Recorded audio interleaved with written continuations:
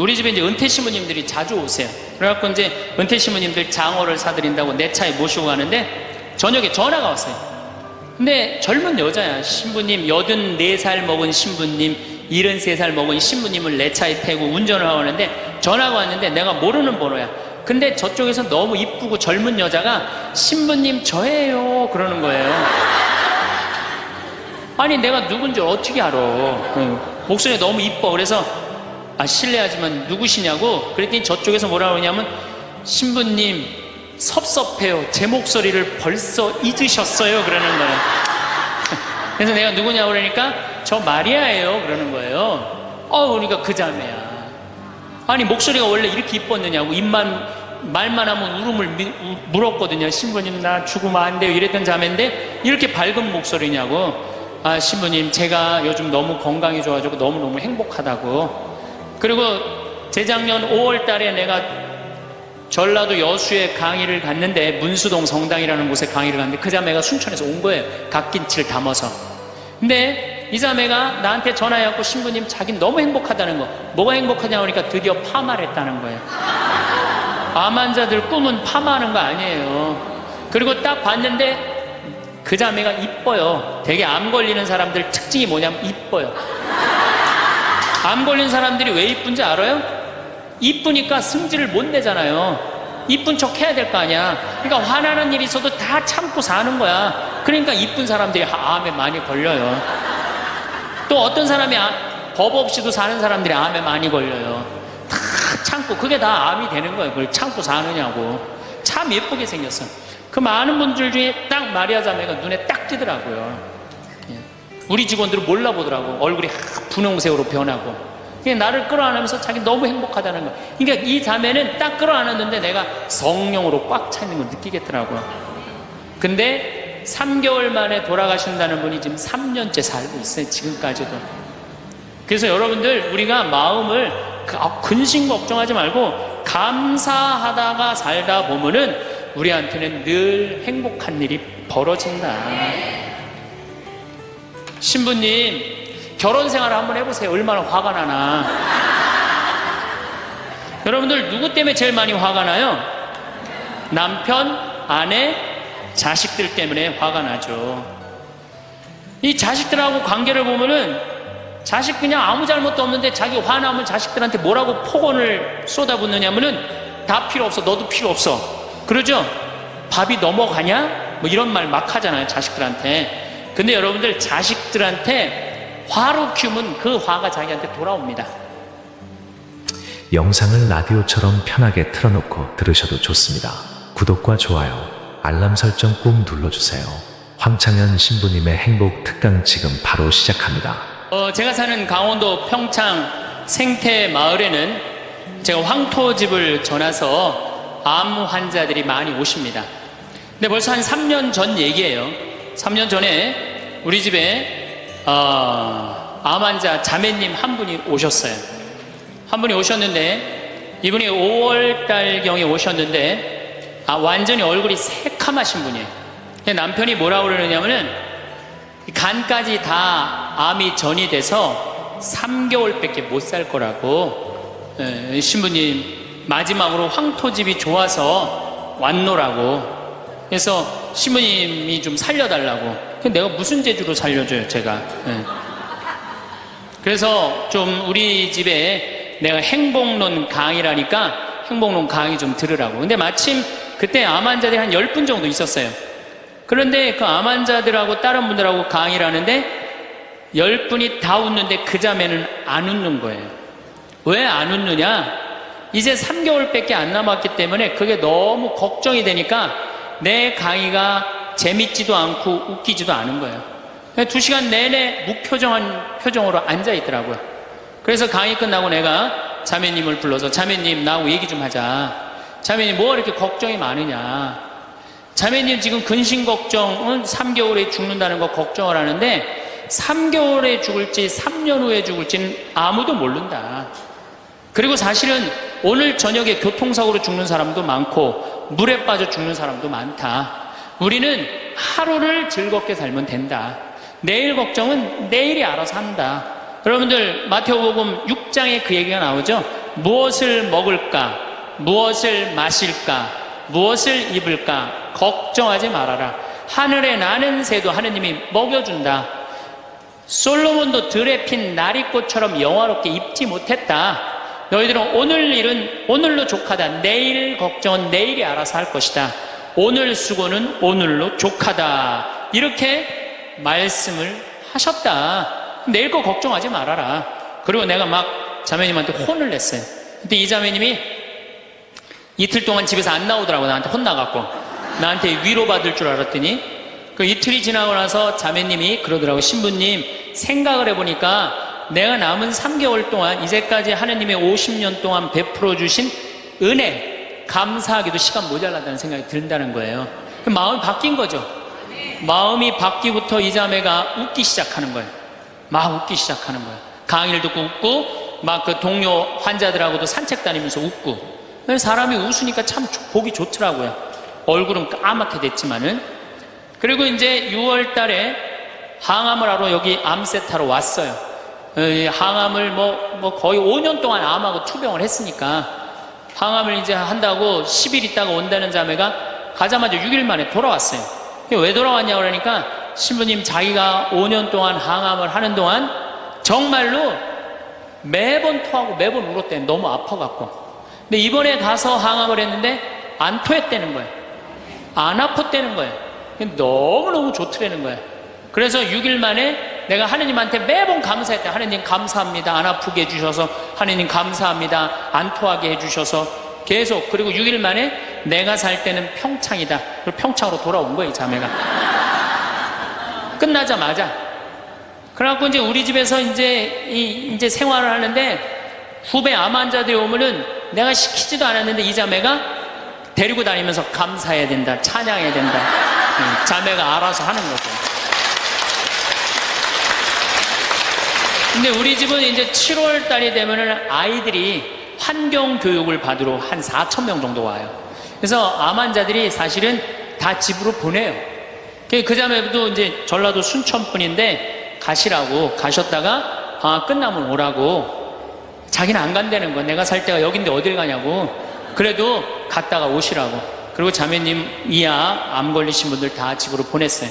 8월 달이 되면은 전에는 밀린 강의가 많아갖고 여름방학 끝나면 전국으로 강의 다니냐고 정신이 없죠. 암 환자들 일일이 다 체크를 못했어요. 그 자매를 까먹었어요. 까먹고 이제 10월 달이 됐어요. 10월 달이 됐는데 형제님이 전화를 하셨어요. 베드로인데.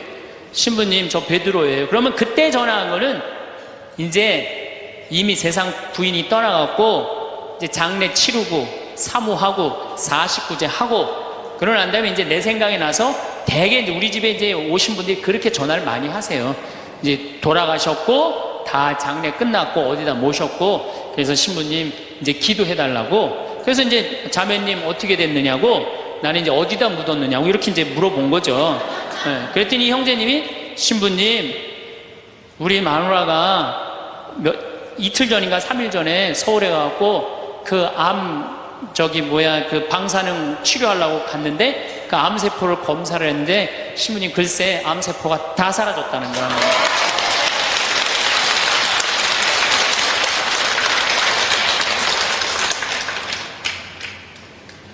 그 3개월밖에 못 산다는 사람이 그 암세포가 믿어지지 않는 거죠. 근데 우리 집뿐만 아니라 이 한국에서 지금 암이 걸린 분들 많은 경우는요, 완치율이 50%예요.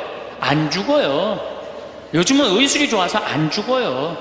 우리 집에 지금 3년 전에 3개월밖에 못 산다는 분, 6개월밖에 못 산다는 분, 아직도 건강하게 사세요.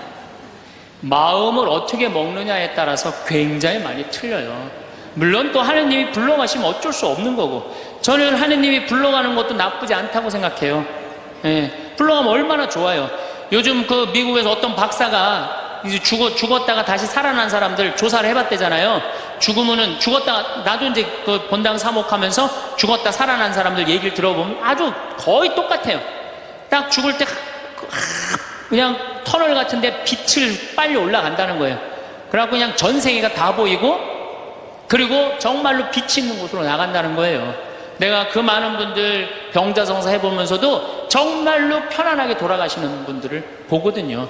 그러니까 사실 살아도 좋고 죽어도 좋은 거예요. 뭐 이렇게 걱정할 게 많아, 믿는 사람들이. 그렇지 않아요? 어쨌든 그래도 살아있는 게 낫지, 아직까지는. 그렇잖아요. 그 여러분들 죽는 거 걱정하지 마세요. 절대 죽기 전까지는 안 죽어요. 죽기 전까지는 걱정하지 마세요.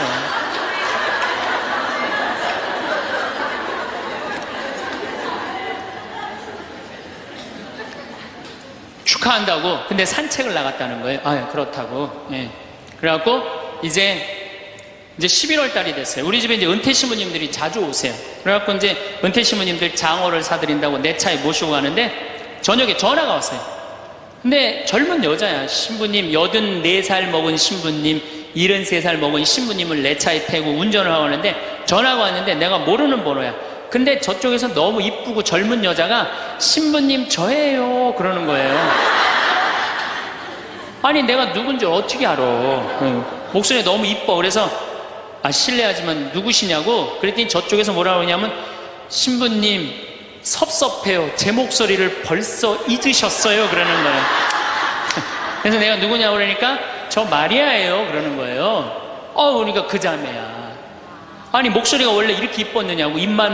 말만 하면 울음을 물었거든요. 신부님 나 죽으면 안 돼요 이랬던 자매인데 이렇게 밝은 목소리냐고.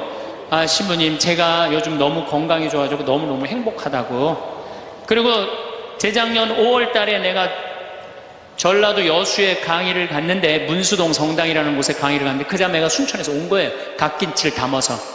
근데 이 자매가 나한테 전화해갖고 신부님 자긴 너무 행복하다는 거. 뭐가 행복하냐고 하니까 드디어 파마를 했다는 거예요. 암 환자들 꿈은 파마하는 거 아니에요. 그리고 딱 봤는데 그 자매가 이뻐요. 되게 암 걸리는 사람들 특징이 뭐냐면 이뻐요. 암 걸린 사람들이 왜 이쁜지 알아요? 이쁘니까 승질을 못 내잖아요. 이쁜 척 해야 될 거 아니야. 그러니까 화나는 일이 있어도 다 참고 사는 거야. 그러니까 이쁜 사람들이 암에 많이 걸려요. 또 어떤 사람이 겁 없이도 사는 사람들이 암에 많이 걸려요. 다 참고. 그게 다 암이 되는 거예요. 그걸 참고 사느냐고. 참 예쁘게 생겼어. 그 많은 분들 중에 딱 마리아 자매가 눈에 딱 띄더라고요. 우리 직원들은 몰라보더라고. 얼굴이 분홍색으로 변하고. 나를 끌어안으면서 자기 너무 행복하다는 거. 그러니까 이 자매는 딱 끌어안았는데 내가 성령으로 꽉 차 있는 걸 느끼겠더라고요. 근데 3개월 만에 돌아가신다는 분이 지금 3년째 살고 있어요. 지금까지도. 그래서 여러분들 우리가 마음을 근심 걱정하지 말고 감사하다가 살다 보면은 우리한테는 늘 행복한 일이 벌어진다. 신부님 결혼 생활을 한번 해보세요. 얼마나 화가 나나. 여러분들 누구 때문에 제일 많이 화가 나요? 남편, 아내, 자식들 때문에 화가 나죠. 이 자식들하고 관계를 보면은 자식 그냥 아무 잘못도 없는데 자기 화나면 자식들한테 뭐라고 폭언을 쏟아붓느냐면은 다 필요 없어. 너도 필요 없어. 그러죠? 밥이 넘어가냐? 뭐 이런 말 막 하잖아요. 자식들한테. 근데 여러분들 자식들한테 화로 키우면 그 화가 자기한테 돌아옵니다. 제가 한 15년 전에 용산 전자랜드에 내 후배 신부가 전축을 산다고 그래서 전축사로 갔어요. 그때 2월 15일경이었어요. 졸업 시즌이었어요. 전축을 사러 갔는데 그날 아마 아들이 이제 졸업을 했나 봐, 중학교를. 그래갖고 컴퓨터를 사준다고 엄마하고 아들하고 나온 모양이에요. 근데 엄마는 100만 원을 들고 나오고 아들은 그 컴퓨터 앞에서 150만 원짜리 컴퓨터를 자꾸 사고 싶어 하더라고요. 그러니까 이제 아들하고 엄마가 오니까 엄마가 슬슬 열받는 거죠. 아들이 그냥 100만 원짜리 사면 좋은데 150만 원짜리 자꾸 산다고 우기니까 엄마가 너무 열받으니까 이 감정을 조절하지 못하고 아들 귀싸대기를 때렸어요. 그 많은 사람들이 있는데 쫙 소리가 났어요. 난 전축 사다가 무슨 소린가 했더니 때린 거 엄마가. 그래갖고 내가 그 모자가 하는 게 하도 신기해서 전축 사는 걸 관두고 구경하기 시작했어요. 어떻게 되나. 근데 엄마가 너무 화가 나니까 이성을 잃으니까 뭐라고 그러느냐면은 너 지금부터 나한테 엄마라고 그러지 말고 아줌마라고 불러. 내 말 그렇게 안 들을 거면 아줌마라고 불러. 나 지금부터 네 엄마 아니야. 얘가 그냥 귀싸대기를 맞고 얼마나 창피해. 그 많은 사람들이 봤는데 막 울더라고 얘가. 그런데 막 울더니 계단에서 막 울더니 얘가 착한 애예요. 막 한참 생각하더니 자기가 잘못했다고 생각을 했는지 엄마한테 가갖고 엄마 미안해 내가 100만 원짜리 살게 분명히 그랬거든 아들은. 근데 엄마는 이미 이성을 잃은 상태야. 그러니까 엄마가 웬만한 엄마는 고맙다 네가 그렇게 마음을 돌려줘서 그리고 내가 때린 거 미안하다 이래야 되는데 이 엄마는 완전히 이게 정신이 나간 엄마라 뭐라고 그러냐면 이놈의 새끼 아줌마라고 부르는데 왜 자꾸 엄마라고 부르느냐고.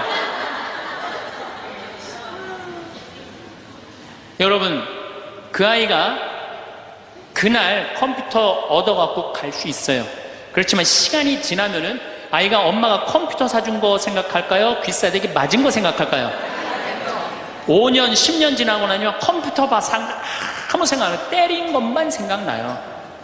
그런데 부모는 참 이상해요. 자식한테 때린 건 하나도 생각 안 하고 잘해준 것만 생각해요. 그러니까 자식은 부모한테 맞은 것만 생각하고 부모는 자식한테 잘해준 것만 생각해요. 나중에 만나면은 이게 영 딴 마음을 갖고 사는 거야. 그러니까 여러분들 중에 만약에 자식들이 화가 나갖고 만약에 내가 때렸다 늙어서 호강받을 생각은 꿈도 꾸지 말아라. 며칠 전에 중국에서 한 엄마가 길거리에서 아이를 막 발로 차고 막 때리는 거 보셨죠? 방송에 나왔더라고요. 화로 키우면요 걔는 나중에 그 엄마한테 화로 갚을 수밖에 없어요. 근데 우리가 왜 자식들한테 많이 더 화가 나느냐? 이유는 딱 한 가지예요. 공부 못한다는 거예요. 공부 못한다는 거.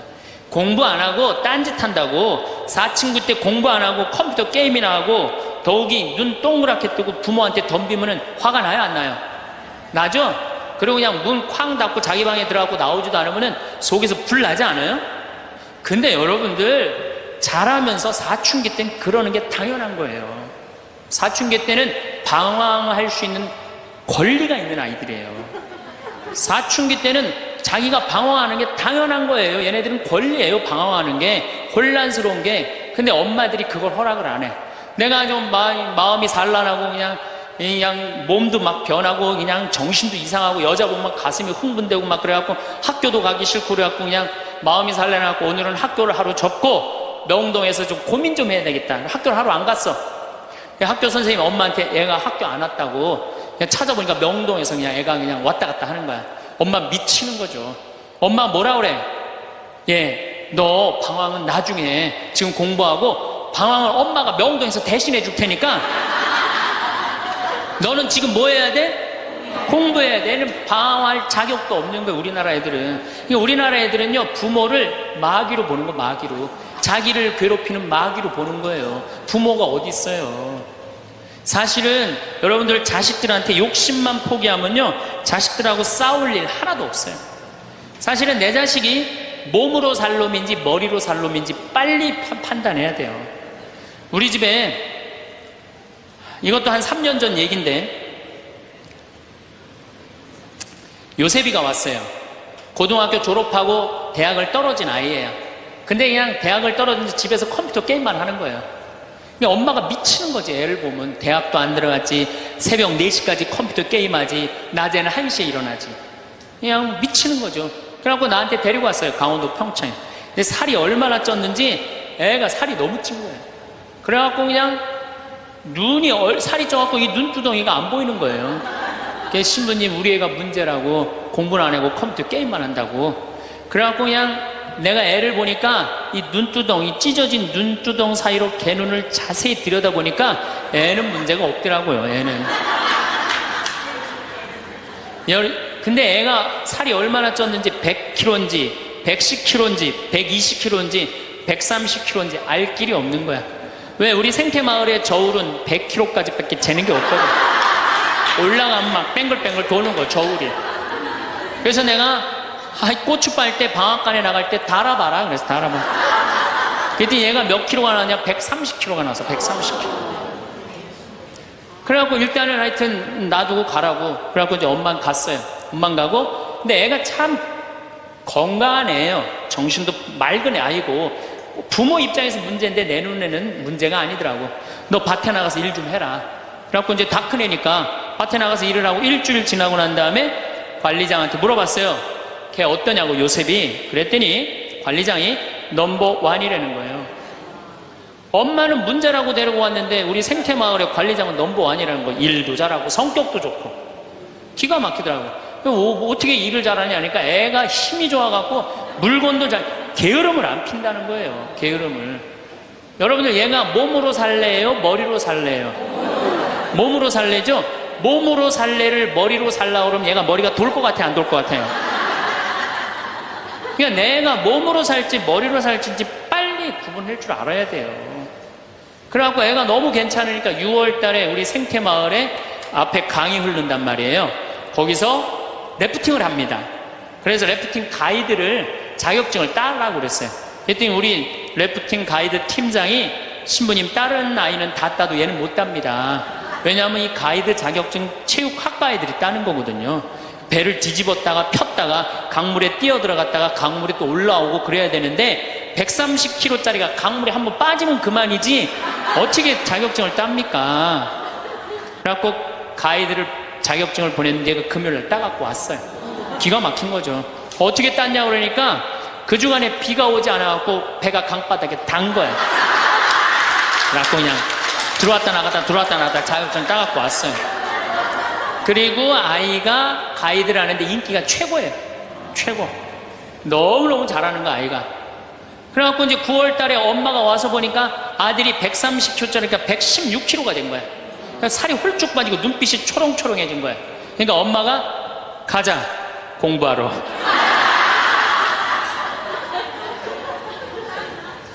제가 보기에는 이 아이는 우리 집에 4년 동안 일하면은요 돈 5천만 원, 6천만 원, 7천만 원 벌어요. 왜냐하면 우리 집에 일하면 돈 주거든요. 그럼 그 돈 모아갖고 사업을 해도 얘는 잘하는 애예요. 꼭 공부로 승부 걸 아이가 아니거든요. 그럼 신부님 우리 애가 몸으로 살랜지 머리로 살랜지 기준이 어떻게 됩니까? 반에서 10등 안에 안 드는 놈들은요 다 몸으로 살 놈들이에요. 여러분들 자식들 중에 반에서 10등 안에 안 드는 애들은 다 몸으로 살 애들이야. 독일은 초등학교 졸업하면서 중학교 올라가면서 갈릅니다. 대학 들어가래 아니면 기술 배우래. 그래갖고 갈러도 학교 선생님이 갈러놔도 우리 애가 왜 이 머리가 나쁘냐 이렇게 따지는 부모 하나도 없대요. 그러니까 그 독일 사람들은 그게 내 아이가 몸으로 살고 손으로 기술로 하는 걸 좋아한대요. 그리고 그렇게 아이가 살도록 도와준대요. 근데 우리는 만약에 그렇게 했다. 내가 교장 선생님들, 교감 선생님들한테 강의 한번 간 적이 있어요. 연수원에 가서. 그랬더니 교감 선생님들이 만약에 우리가 그런 결정을 하면 지금 학부형들한테 맞아 죽는다는 거예요. 그러니까 우리나라 부모님들이 욕심이 너무 많은 거예요. 자식들한테. 그러니까 자식들이 희생당하는 거죠.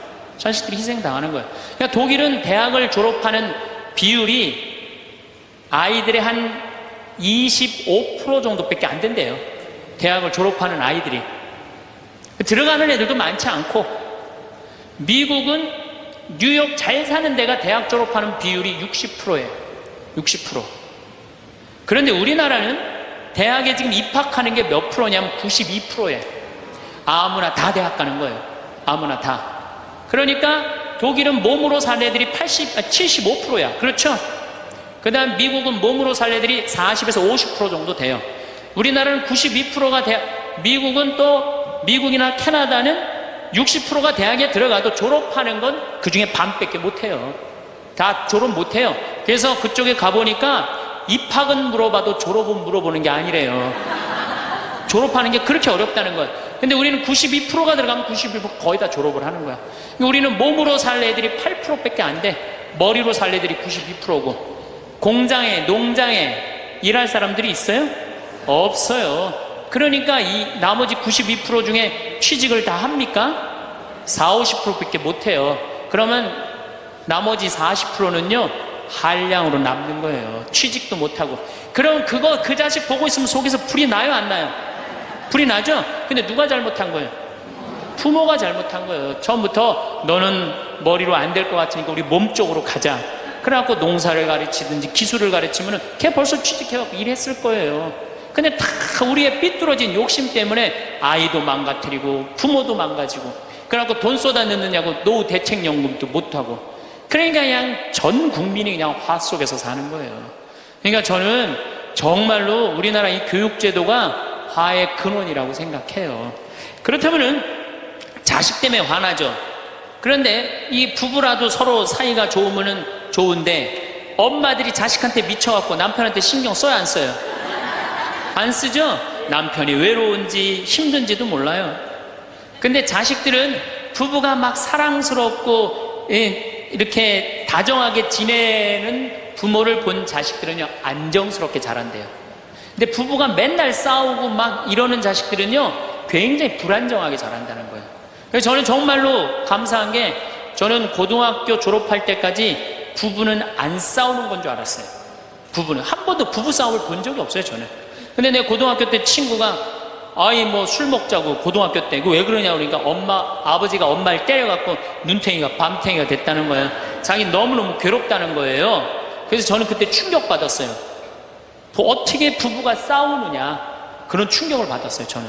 왜냐하면 나는 우리 어머니 아버지 싸우는 걸 한 번도 못 봤거든요. 그래서 내가 그 얘기를 얼마 전에 우리 형제들이 다 모였을 때 나는 어머니 아버지 싸우는 걸 한 번도 못 봤다 그랬더니 우리 형제들이 이구동성으로 딱 한마디 하더라고요. 신부님이 집에 붙어 있은 적 있어야지 그걸 보는 거 아니냐.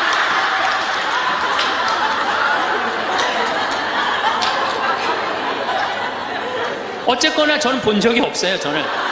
굉장히 긍정적으로 자랄 수 있는 거죠. 근데 우리나라 남자들은 참 불쌍해요. 돈은 죽어라 벌지만 그 돈을 마음 느긋하게 써볼 수가 없어요. 그렇죠? 자식들 학원비에 대학 등록금 되다 보면은 30에 결혼해서 시집 장가 갈 때까지 60대까지 노예같이 사는 게 대한민국 남자들이에요. 이 남자들 짜증 나겠어요 안 나겠어요? 화가 나겠어요 안 나겠어요? 날 수밖에 없어요. 그런 남편들을 신경 한번 써줘 봤어요? 정말로? 정말 남편 정말로 남편을 왕대조 패줘봤느냐고. 여러분들 길 가는 사람이 여러분들 10,000원 주는 사람 있어요? 길 가는 남자가 당신 예쁘다고 10,000원 주는 남자 봤어요? 근데 여러분들 남편은 그냥 한 달에 뼈가 빠지게 벌어갖고 200만 원이든 300만 원이든 400만 원이든 갖다 바치잖아요. 그러면 그 남편한테 감사해야 될 거 아니야. 근데 그냥 감사는 안 하고 그냥 남의 김치찌개도 그냥 제대로 안 하면 그냥 못 끓이고 그냥. 자식이라고 있는 거 학원 다니다 보면은 밤 12시에 얼굴 보기도 힘들어요. 아버지가 자식을 키우고는 있지만은 다정한 자식을 구경하기가 힘들어요. 또 사춘기만 되면 이 자식들이 아버지한테 부드럽게 합니까? 반항하고 틱틱거리고 그러면은요 우리나라 남자들은 갈 데가 없는 거야. 그래서 40대 남자들이 자살률이 세계에서 1위인데 우리나라 여자보다 몇 배가 많이 죽느냐면 3배가 많이 죽어요. 우리나라 40대들은 갈 데가 없는 거예요. 갈 데가. 외로운 거죠. 또 여성들도 마찬가지야. 난 우리나라 여자들도 불쌍해. 이게 다 교육 때문에 그래요. 교육 때문에. 자식이 막 사춘기 때 막 생 난리를 치고 막 그럴 때 여러분들은 몇 살이 될까요? 45, 50 왔다 갔다 하죠? 그럼 여러분들은 자식은 사춘기지만 여러분들은 뭐예요? 갱년기야. 그러니까 갱년기가 되면 사실은 굉장히 케어가 필요한 거예요. 여러분들 굉장히 돌봄이 필요한 나이예요. 막 피부 처져요 안 처져요? 눈두덩 처져요 안 처져요? 눈가 처져요 안 처져요? 볼 처져요 안 처져요? 이깔 처져요 안 처져요? 그러니까 그렇게 처지는 거 거울에 이렇게 보고 앉아있으면 어떤 얼굴이 되냐면 이런 얼굴이 돼요.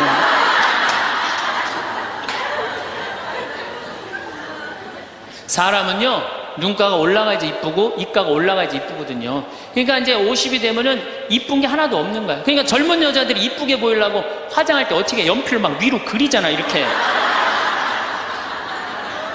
근데 50이 되면 연필로 그려도 결국 어떻게 돼요? 끝이 떨어지잖아요.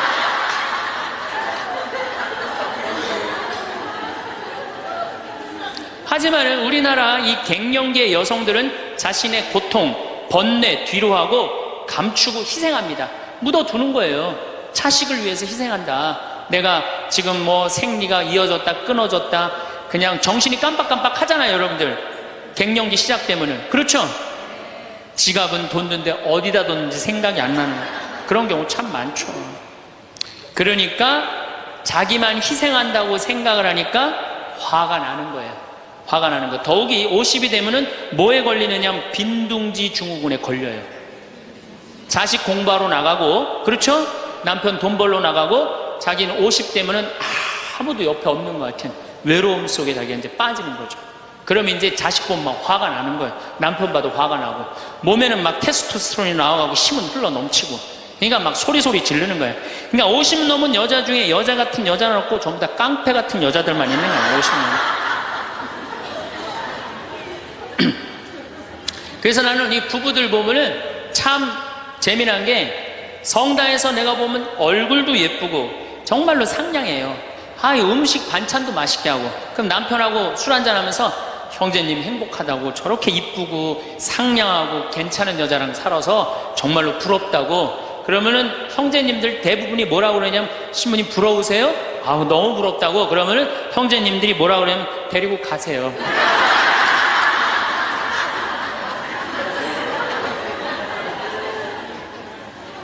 그래서 부부가 서로 사랑하지 못하고 자식하고도의 애정을 쌓지 못하고, 그러니까 우리가 이제 화가 꽉 차 있는 거예요. 그러니까 이 화가 꽉 차 있으니까 정말로 상상하지 못하는 일들이 벌어지는 거. 우리 사회 안에서 막 서로 죽이고 뭐 내다 버리고 뭐 이런 일들이 벌어지는 거죠.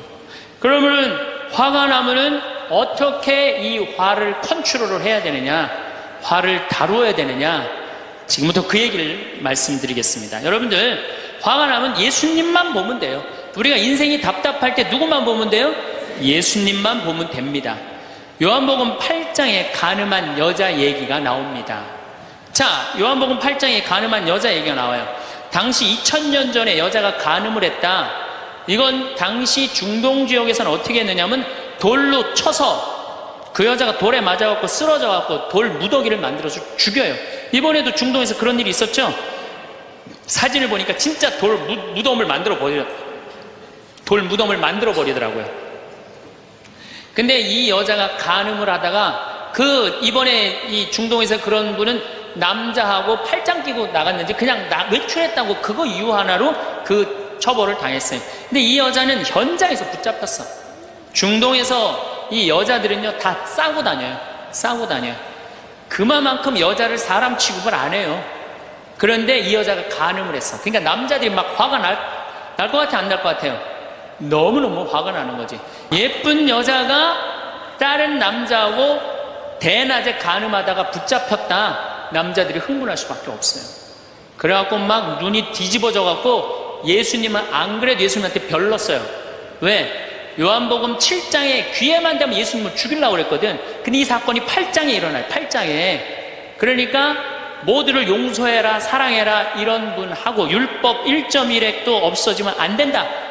그러니까 율법학자들이 예수님 앞에 이 여자를 패댕기를 치는 거예요. 당신이 이 여자 간음했는데 어떻게 하면 좋으냐고. 근데 예수님이 보니까 이 사람들이, 이 남자들이 너무너무 흥분해 있는 거야. 눈이 뒤집어진 거예요. 보니까 흰 눈동자 95%, 까만 눈동자 5%야. 눈이 확 뒤집어져 있는 거야. 근데 예수님은 참 지혜로우셔요. 흥분한 사람하고는 얘기를 안 하시는 거예요. 여러분들, 두 사람이 막 싸워. 내가 말리로 들어갔어. 말리로 들어가면 나중에 흥분한 사람들 속에 뛰어들어가면 나중에 몇 명이 싸워요? 3명이 싸워요. 이게 눈에 뵈는 게 없을 때는요, 아무리 좋은 말도 귀에 안 들어오는 거예요. 눈에 뵈는 게 없을 때는. 예수님 딱 보니까, 이 사람들이 완전히 흥분해 있어. 그러니까 상대 안 합니다. 어떻게 하냐면 대꾸도 안 하고 바닥에다 뭘 쓰세요. 땅바닥에 뭘 쓰세요.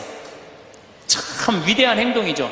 흥분이 가라앉을 때까지 기다리시는 거죠. 저는 제 소원이 하나 있어요. 저는 본당 신부를 10년 동안 했는데, 다행히 한 번도 교우들끼리 서로 싸워갖고 패가 갈린다든가 그런 적이 없어요. 그런데 이제 내가 다음에 이제 한번 본당에 나가면 주교님한테 가서 꼭 부탁하고 싶어요. 주교님한테 난 어떤 본당에 나가고 싶냐고 부탁을 하고 싶냐면은, 성당이 두 패로 나눠져갖고 머리통이 터지게 싸우는 본당에 나 보내달라고. 내가 꼭 하고 싶은 게 있어서 그래요. 뭘 하고 싶으냐면은, 내가 이제 머리통이 터지게 싸우는 본당에 발령받아 갔단 말이야. 딱 발령받아 가면은 양쪽 회장들이 딱 올 거 아니에요. 신부님, 저치들이 우리 성당 돈 다 빼먹었다고, 또 이쪽 회장들은 저치들이 우리 성당 분위기 다 깬다고 시시비비를 가려달라고 흥분이 돼갖고 오면은, 나는 아무 말도 안 하고 사제관 방바닥에 뭘 써보고 싶어. 나 그거 꼭 해보고 싶어요. 여러분들도 만약에 남편이 나하고 얘기 좀 하자고, 남편이 흥분돼갖고 너 왜 우리 어머니한테 그렇게 못되게 대하느냐 그래갖고 싸우자고 문을 열고 딱 들어와갖고 딱 봤는데 남편이 흥분을 했어. 눈동자를 보니까 흰 눈동자 95%, 까만 눈동자 5%야. 그러면은 부인이 그래 나도 할 얘기가 많다 해보자. 그러면은요 어떻게 될 것 같아요? 싸우고 귀싸대게 맞게 돼 있어요. 왜? 말로 싸우면요 남자는 여자를 못 이겨요. 남자는.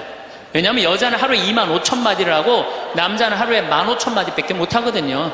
그러니까 말로는 여자를 이길 수가 없어요. 나는 우리 신부들 중에 수녀님하고 싸운 신부들 중에 수녀님하고 싸워서 수녀님을 이긴 신부를 본 적이 없어요.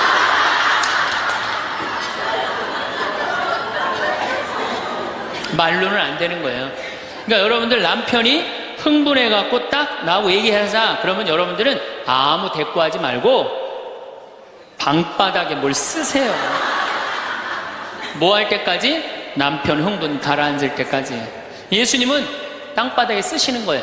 사실은 그거는 다른 아주 신학교 있을 때 많이 배웠죠. 뭘 써셨을까? 예수님이 과연 별 얘기를 들었는데 다른 의미는 아니고 흥분이 가라앉을 때까지 기다리신 거예요. 그래갖고 이제 이 사람들이 이제 흥분은 가라앉고 사건만 남은 거예요. 사건. 그래갖고 이제 흥분이 좀 가라앉은 상태. 여러분들 아무리 화가 나도 열만 쉬면요 웬만하면 흥분이 가라앉아요. 그 열을 못 쉬어서 흥분이 터지는 거죠. 그러니까 좀 어느 정도 흥분이 가라앉으니까 이 사람들이 물어봅니다. 이 여인을 어떻게 하면 좋겠습니까? 간음을 했는데. 그러니까 예수님이 딱 보니까 이제 흥분이 가라앉은 것 같아. 그러니까 딱 한마디 더 합니다. 그래? 그렇다면은 너희 중에 죄 없는 사람이 먼저 저 여자를 돌로 쳐라. 그리고 그 다음 행동이 기가 막히세요. 다시 땅바닥에 뭘 쓰세요. 이게 뭐냐면 생각할 시간을 주는 거예요. 생각할 시간. 여러분들 만약에 자식을 막 혼냈어. 너 한 번만 더 게임하면 엄마가 저 컴퓨터 부셔버린다고. 그리고 너 문 열어놔. 그리고 문 열어놓고 자기는 텔레비전 보고 있으면서 아들은 게임 하나 안 하나, 한쪽 눈으로는 게임 하나 안 하나 보고 한쪽 눈은 텔레비 보고 있으면 아들이 그걸 잘 받아들이겠어요? 더 욱하는 게 생겨요. 한 번 혼냈으면요 생각할 시간을 주는 게 중요한 거예요. 그러니까 예수님은 생각할 시간을 주는 거예요. 너희 중에 죄 없는 사람이 먼저 저 여자를 돌로 쳐라. 그리고 난 다음에 예수님 다시 땅바닥에 뭘 쓰십니다. 그런데 언제까지 기다려 주시느냐 하면 다 떠날 때까지 기다리는 거예요. 중간에 고개 안 돌리시고. 그리고 다 떠났어. 다 떠나고 나니까 그때서 고개를 들어서 혼자 남은 여인한테 물어봅니다. 여인아, 네 죄를 묻던 사람들이 어디 갔느냐? 아무도 없습니다, 주님. 그래? 그들이 만약에 네 죄를 묻지 않았다면 나도 네 죄를 묻지 않으마. 이거 기가 막힌 얘기예요. 왜? 예수님은 죄를 묻을 수 있는 권한이 있으신 분이에요. 얼마든지 그 여자를 징계할 수 있어요. 그렇지만 다른 사람이 묻지 않았기 때문에 나도 묻지 않겠다. 아, 기가 막히지 않아요? 예수님은 세 사람을 용서합니다. 첫 번째, 죽이자고 덤비는 바리사이들을 용서하고, 간음한 이 여인을 용서하고, 그 다음에 율법의 1.1획도 나는 어기로 온 것이 아니다, 없애러 온 것이 아니다, 이렇게 가르친 당신까지 용서한 거야. 다시 말해서 흥분이 가라앉으면요 문제 해결은 다 돼요. 흥분한 상태에서 여러분들이 문제 해결하려면 해결이 안 된다는 얘기예요. 그렇다면은 이 흥분은, 화는 어떻게 하면 조절할 수 있느냐? 첫 번째, 숨을 잘 쉬어라. 이거는 모든 화를 조절하는 책을 읽어보면요 첫 번째로 나오는 게 숨을 잘 쉬어라요. 화가 나면은 숨이 가빠져요, 안 가빠져요? 가빠지죠? 씩씩거린다 그러죠? 이게 숨을 어떻게 주체하지 못해서 그러는 거예요. 근데 여러분들, 숨은 창세기에 보면은 하느님이 인간을 창조하시고 뭘 불어넣었다고 그래요? 숨을. 그러니까 우리가 숨을 쉰다는 건 생명을 쉬는 거예요. 생명을. 그러니까 숨을 잘못 쉬면 생명을 잘못 다루는 거하고 똑같은 거예요. 근데 숨은 어떻게 내 몸으로 들어와서 코로 들어와서 심장으로 해서 이 위로 해서 그 다음에 단전, 배꼽 아래로 해서 간으로 해서 폐로 이렇게 돌아서 나가는 게 숨이에요. 그래갖고 온전히 산소 공급이 온 장기 안에 다 돼야 돼. 근데 화가 나면 여러분들 숨을 어디다 걸어놓고 쉬어요? 목에다 목조에서 딱 걸어놓고 싸우잖아요. 남편하고 싸울 때. 예? 내가 시집와갖고 당신한테 해준 게 뭐가 있어? 외식을 해줘서, 설거지를 해줬어, 그렇다고 여행을 시켜줘서, 밍크 코트를 사줘서, 다이아를 사줬어. 그럼 얼굴이 빨개져 안 빨개져요? 왜 빨개지느냐면 이게 내려갔다 와야 되는데 여기만 딱 차 있으니까 점점 풍선처럼 부풀러 오르는 거예요. 그렇게 1시간을 소리 지르고 싸우면은 1시간 동안 여기 산소 통합니까 안 통합니까? 안 통하면 여기가 무슨 병이 드느냐면 화병이 드는 거. 그래서 드는 병이 화병이에요. 그러니까 싸울 때 어떻게 싸워야 되냐면 숨을 쉬고 싸워야 되는 거예요. 싸울 때 어떻게 싸워야 되냐면, 당신이 말해 시집 와갖고 나한테 해준 게 뭐가 있어? 설거지를 해줬어, 그렇다고 외식을 시켜줬어.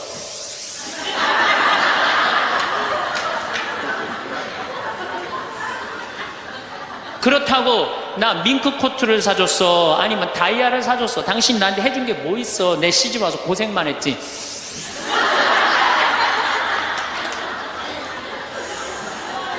그렇다고 내가 하느님 그렇게 열심히 믿었는데 예수님 태어난 나자렛을 보내줬어, 갈릴레아를 보내줬어. 나 이 집에서 종처럼 일만 했는데 당신 뭐가 있다고 나한테 소리를 지르고 그래? 이렇게 숨을 쉬고 싸우면은요 절대 남편한테 귀싸대기 안 맞아요.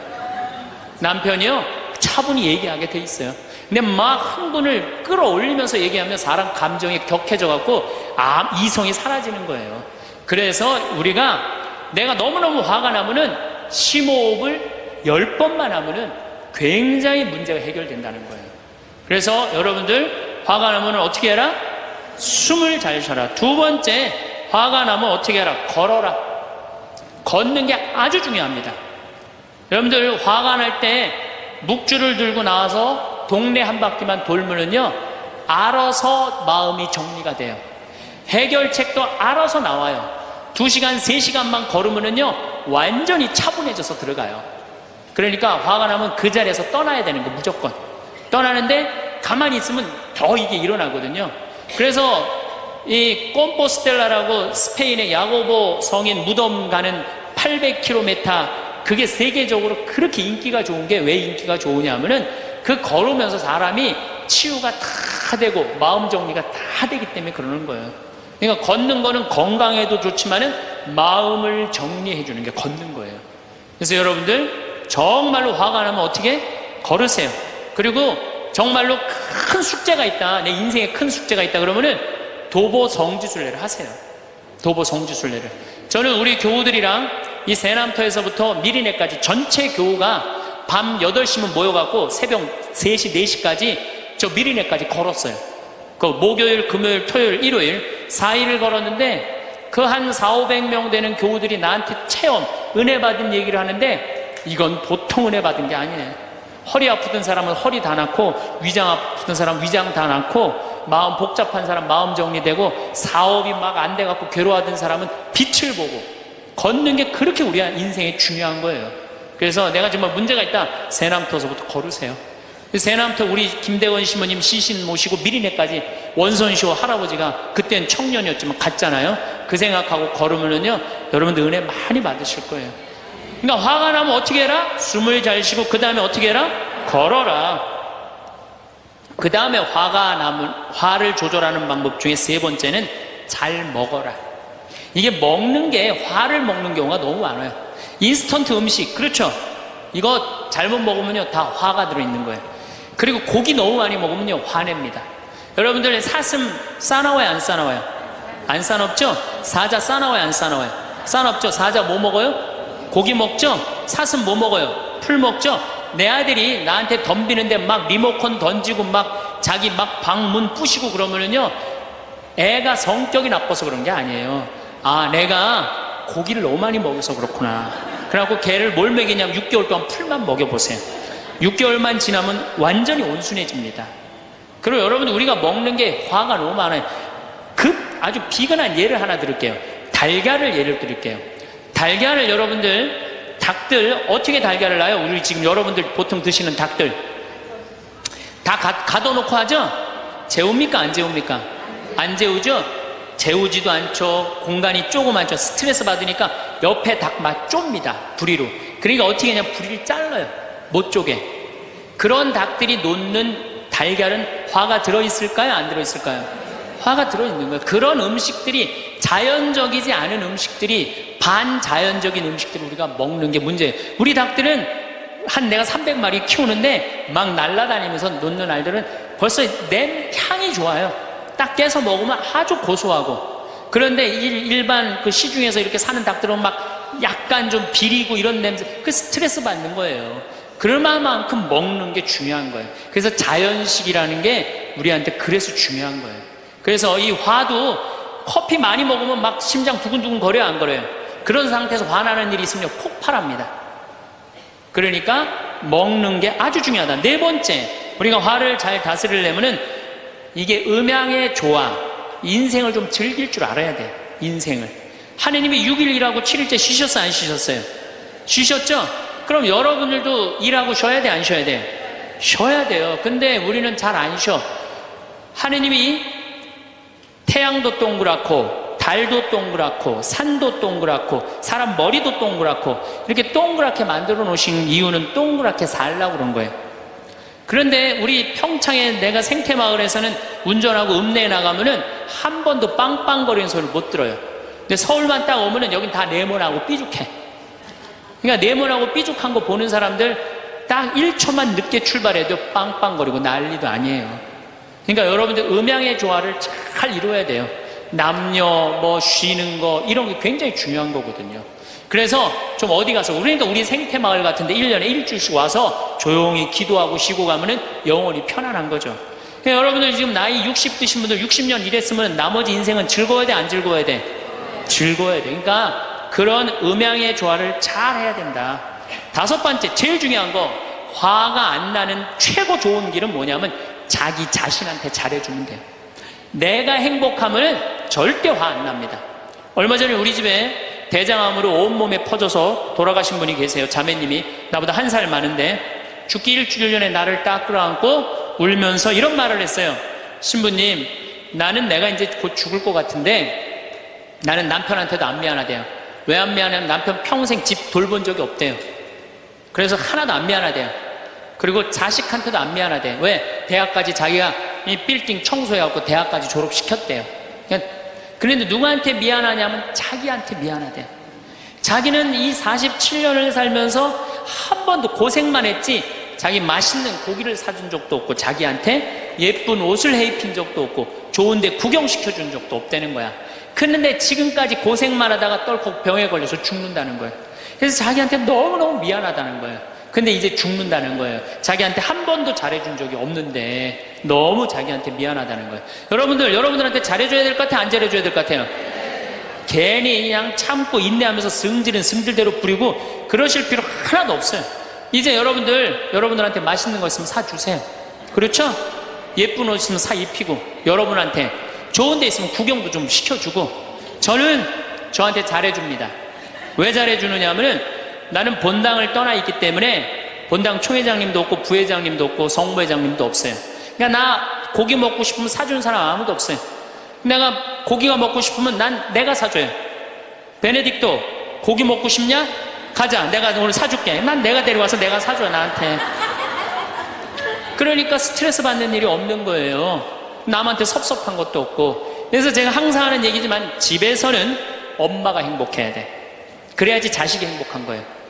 집에서는 아내가 행복해야 돼. 그래야지 누가 행복해? 남편이 행복한 거예요. 집에서는 며느리가 행복해야 돼. 그래야지 누가 행복해? 시어머니가 행복한 거예요. 그러니까 여기 계신 여러분들이 행복해야지 대한민국이 행복한 거예요. 이제는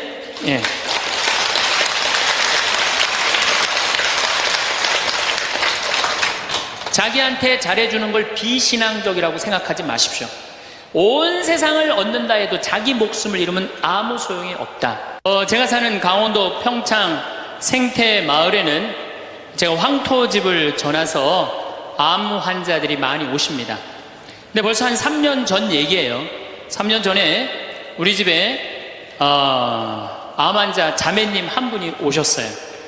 한 분이 오셨는데 이분이 5월달경에 오셨는데 완전히 얼굴이 새카마신 분이에요. 남편이 뭐라고 그러느냐면은 간까지 다 암이 전이 돼서 3개월밖에 못 살 거라고 신부님 마지막으로 황토집이 좋아서 왔노라고. 그래서 신부님이 좀 살려달라고. 내가 무슨 재주로 살려줘요, 제가. 네. 그래서 좀 우리 집에 내가 행복론 강의라니까 행복론 강의 좀 들으라고. 근데 마침 그때 암 환자들이 한 10분 정도 있었어요. 그런데 그 암 환자들하고 다른 분들하고 강의를 하는데 10분이 다 웃는데 그 자매는 안 웃는 거예요. 왜 안 웃느냐?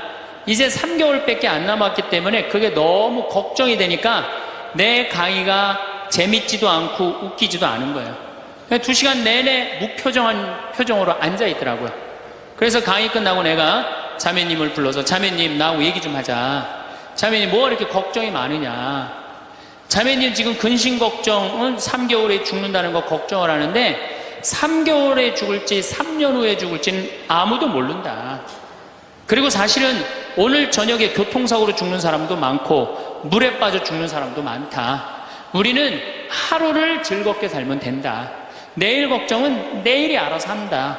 여러분들 마태복음 6장에 그 얘기가 나오죠. 무엇을 먹을까? 무엇을 마실까? 무엇을 입을까? 걱정하지 말아라. 하늘에 나는 새도 하느님이 먹여준다. 솔로몬도 들에 핀 나리꽃처럼 영화롭게 입지 못했다. 너희들은 오늘 일은 오늘로 족하다. 내일 걱정은 내일이 알아서 할 것이다. 오늘 수고는 오늘로 족하다. 이렇게 말씀을 하셨다. 내일 거 걱정하지 말아라. 그리고 내가 막 자매님한테 혼을 냈어요. 근데 이 자매님이 이틀 동안 집에서 안 나오더라고. 나한테 혼나갖고. 나한테 위로받을 줄 알았더니 그 이틀이 지나고 나서 자매님이 그러더라고. 신부님 생각을 해보니까 내가 남은 3개월 동안 이제까지 하느님의 50년 동안 베풀어 주신 은혜 감사하기도 시간 모자라다는 생각이 든다는 거예요. 마음이 바뀐 거죠. 마음이 바뀌부터 이 자매가 웃기 시작하는 거예요. 막 웃기 시작하는 거예요. 강의를 듣고 웃고 막 그 동료 환자들하고도 산책 다니면서 웃고. 사람이 웃으니까 참 보기 좋더라고요. 얼굴은 까맣게 됐지만은. 그리고 이제 6월 달에 항암을 하러 여기 암세타로 왔어요. 항암을 거의 5년 동안 암하고 투병을 했으니까 항암을 이제 한다고 10일 있다가 온다는 자매가 가자마자 6일 만에 돌아왔어요. 왜 돌아왔냐고 그러니까 신부님 자기가 5년 동안 항암을 하는 동안 정말로 매번 토하고 매번 울었대. 너무 아파갖고. 근데 이번에 가서 항암을 했는데 안 토했다는 거예요. 안 아팠다는 거예요. 너무너무 좋더라는 거예요. 그래서 6일 만에 내가 하느님한테 매번 감사했대. 하느님 감사합니다. 안 아프게 해주셔서. 하느님 감사합니다. 안 토하게 해주셔서. 계속. 그리고 6일 만에 내가 살 때는 평창이다. 그리고 평창으로 돌아온 거예요, 자매가. 끝나자마자.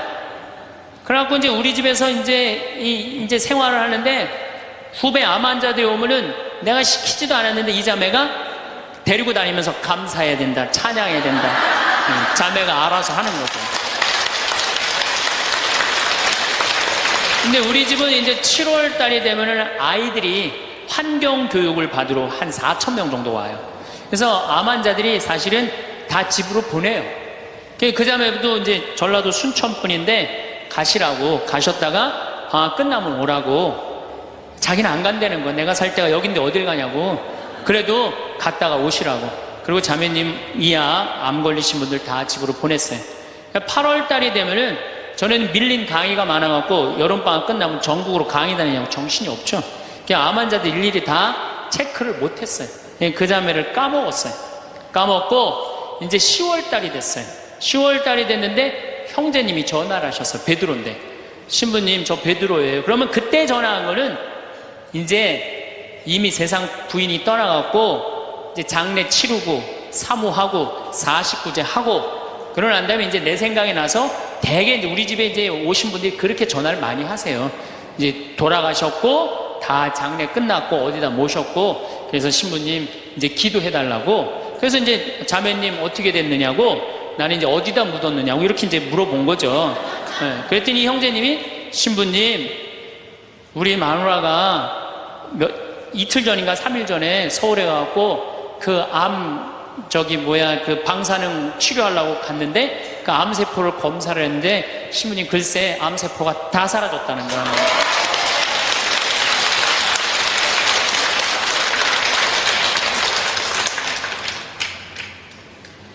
그 3개월밖에 못 산다는 사람이 그 암세포가 믿어지지 않는 거죠. 근데 우리 집뿐만 아니라 이 한국에서 지금 암이 걸린 분들 많은 경우는요, 완치율이 50%예요.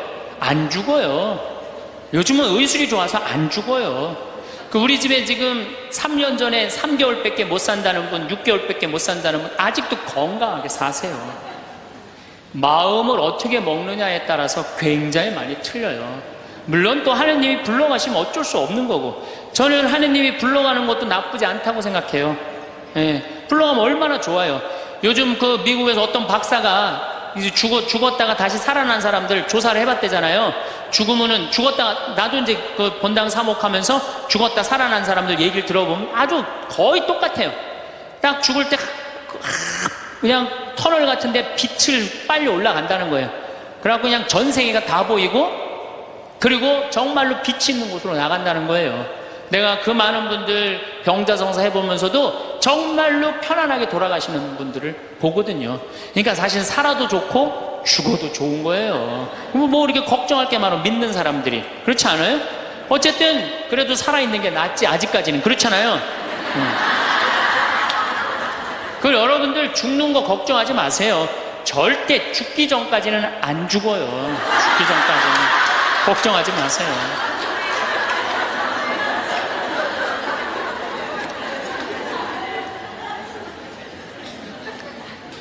축하한다고. 근데 산책을 나갔다는 거예요. 아, 그렇다고. 예.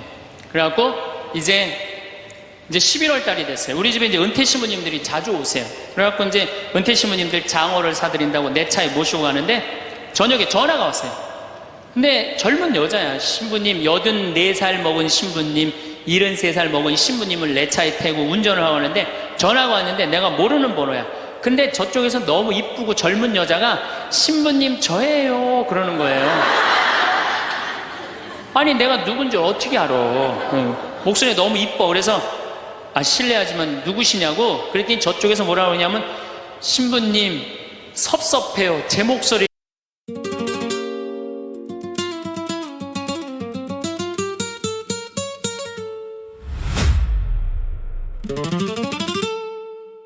J'ai la main sur le cœur, l'autre sur le béton. Tes yeux font des éclats dans le fond du salon.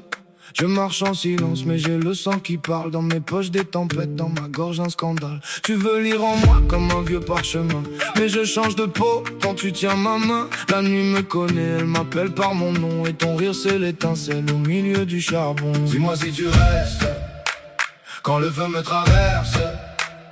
Dis-moi si tu vois ce que je cache en moi. Sous la peau, sous la peau, ça brûle encore, ça brûle encore. Sous la peau, We were in love, that never meant to stay. Some things are real, even when they fade.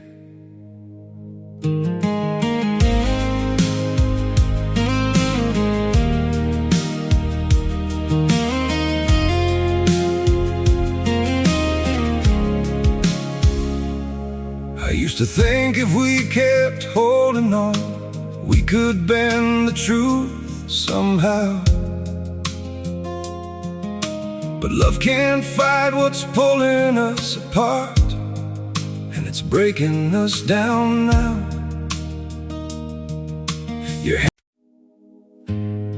We had it all,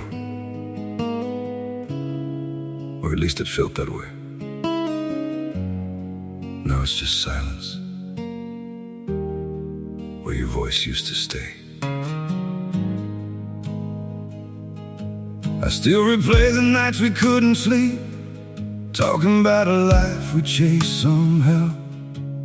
We were building dreams on fragile ground, didn't see them breaking down till now.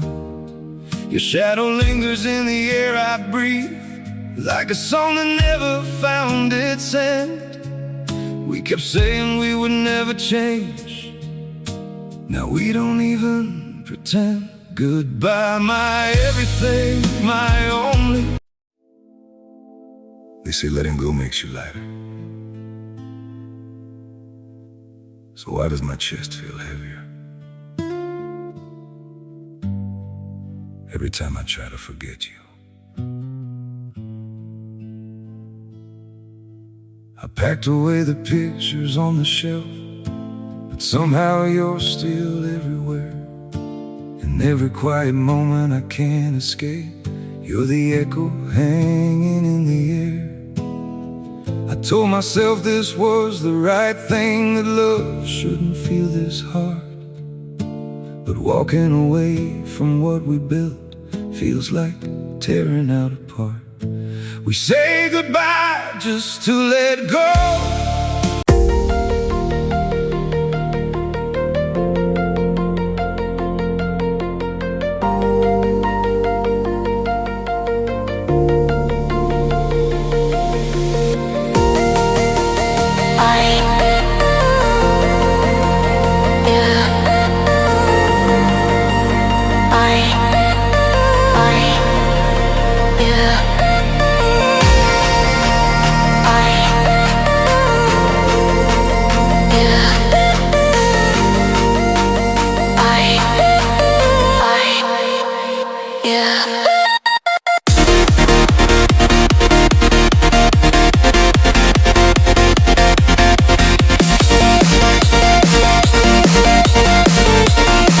를 벌써 잊으셨어요 그러는 거예요.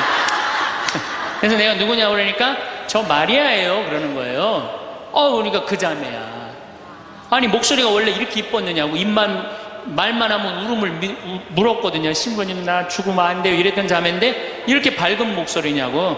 아 신부님 제가 요즘 너무 건강이 좋아지고 너무너무 행복하다고. 그리고 재작년 5월 달에 내가 전라도 여수에 강의를 갔는데, 문수동 성당이라는 곳에 강의를 갔는데 그 자매가 순천에서 온 거예요. 갓김치를 담아서. 근데 이 자매가 나한테 전화해갖고 신부님 자기는 너무 행복하다는 거. 뭐가 행복하냐고 그러니까 드디어 파마를 했다는 거예요. 암 환자들 꿈은 파마하는 거 아니에요. 그리고 딱 봤는데 그 자매가 이뻐요. 되게 암 걸리는 사람들 특징이 뭐냐면 이뻐요. 암 걸린 사람들이 왜 이쁜지 알아요?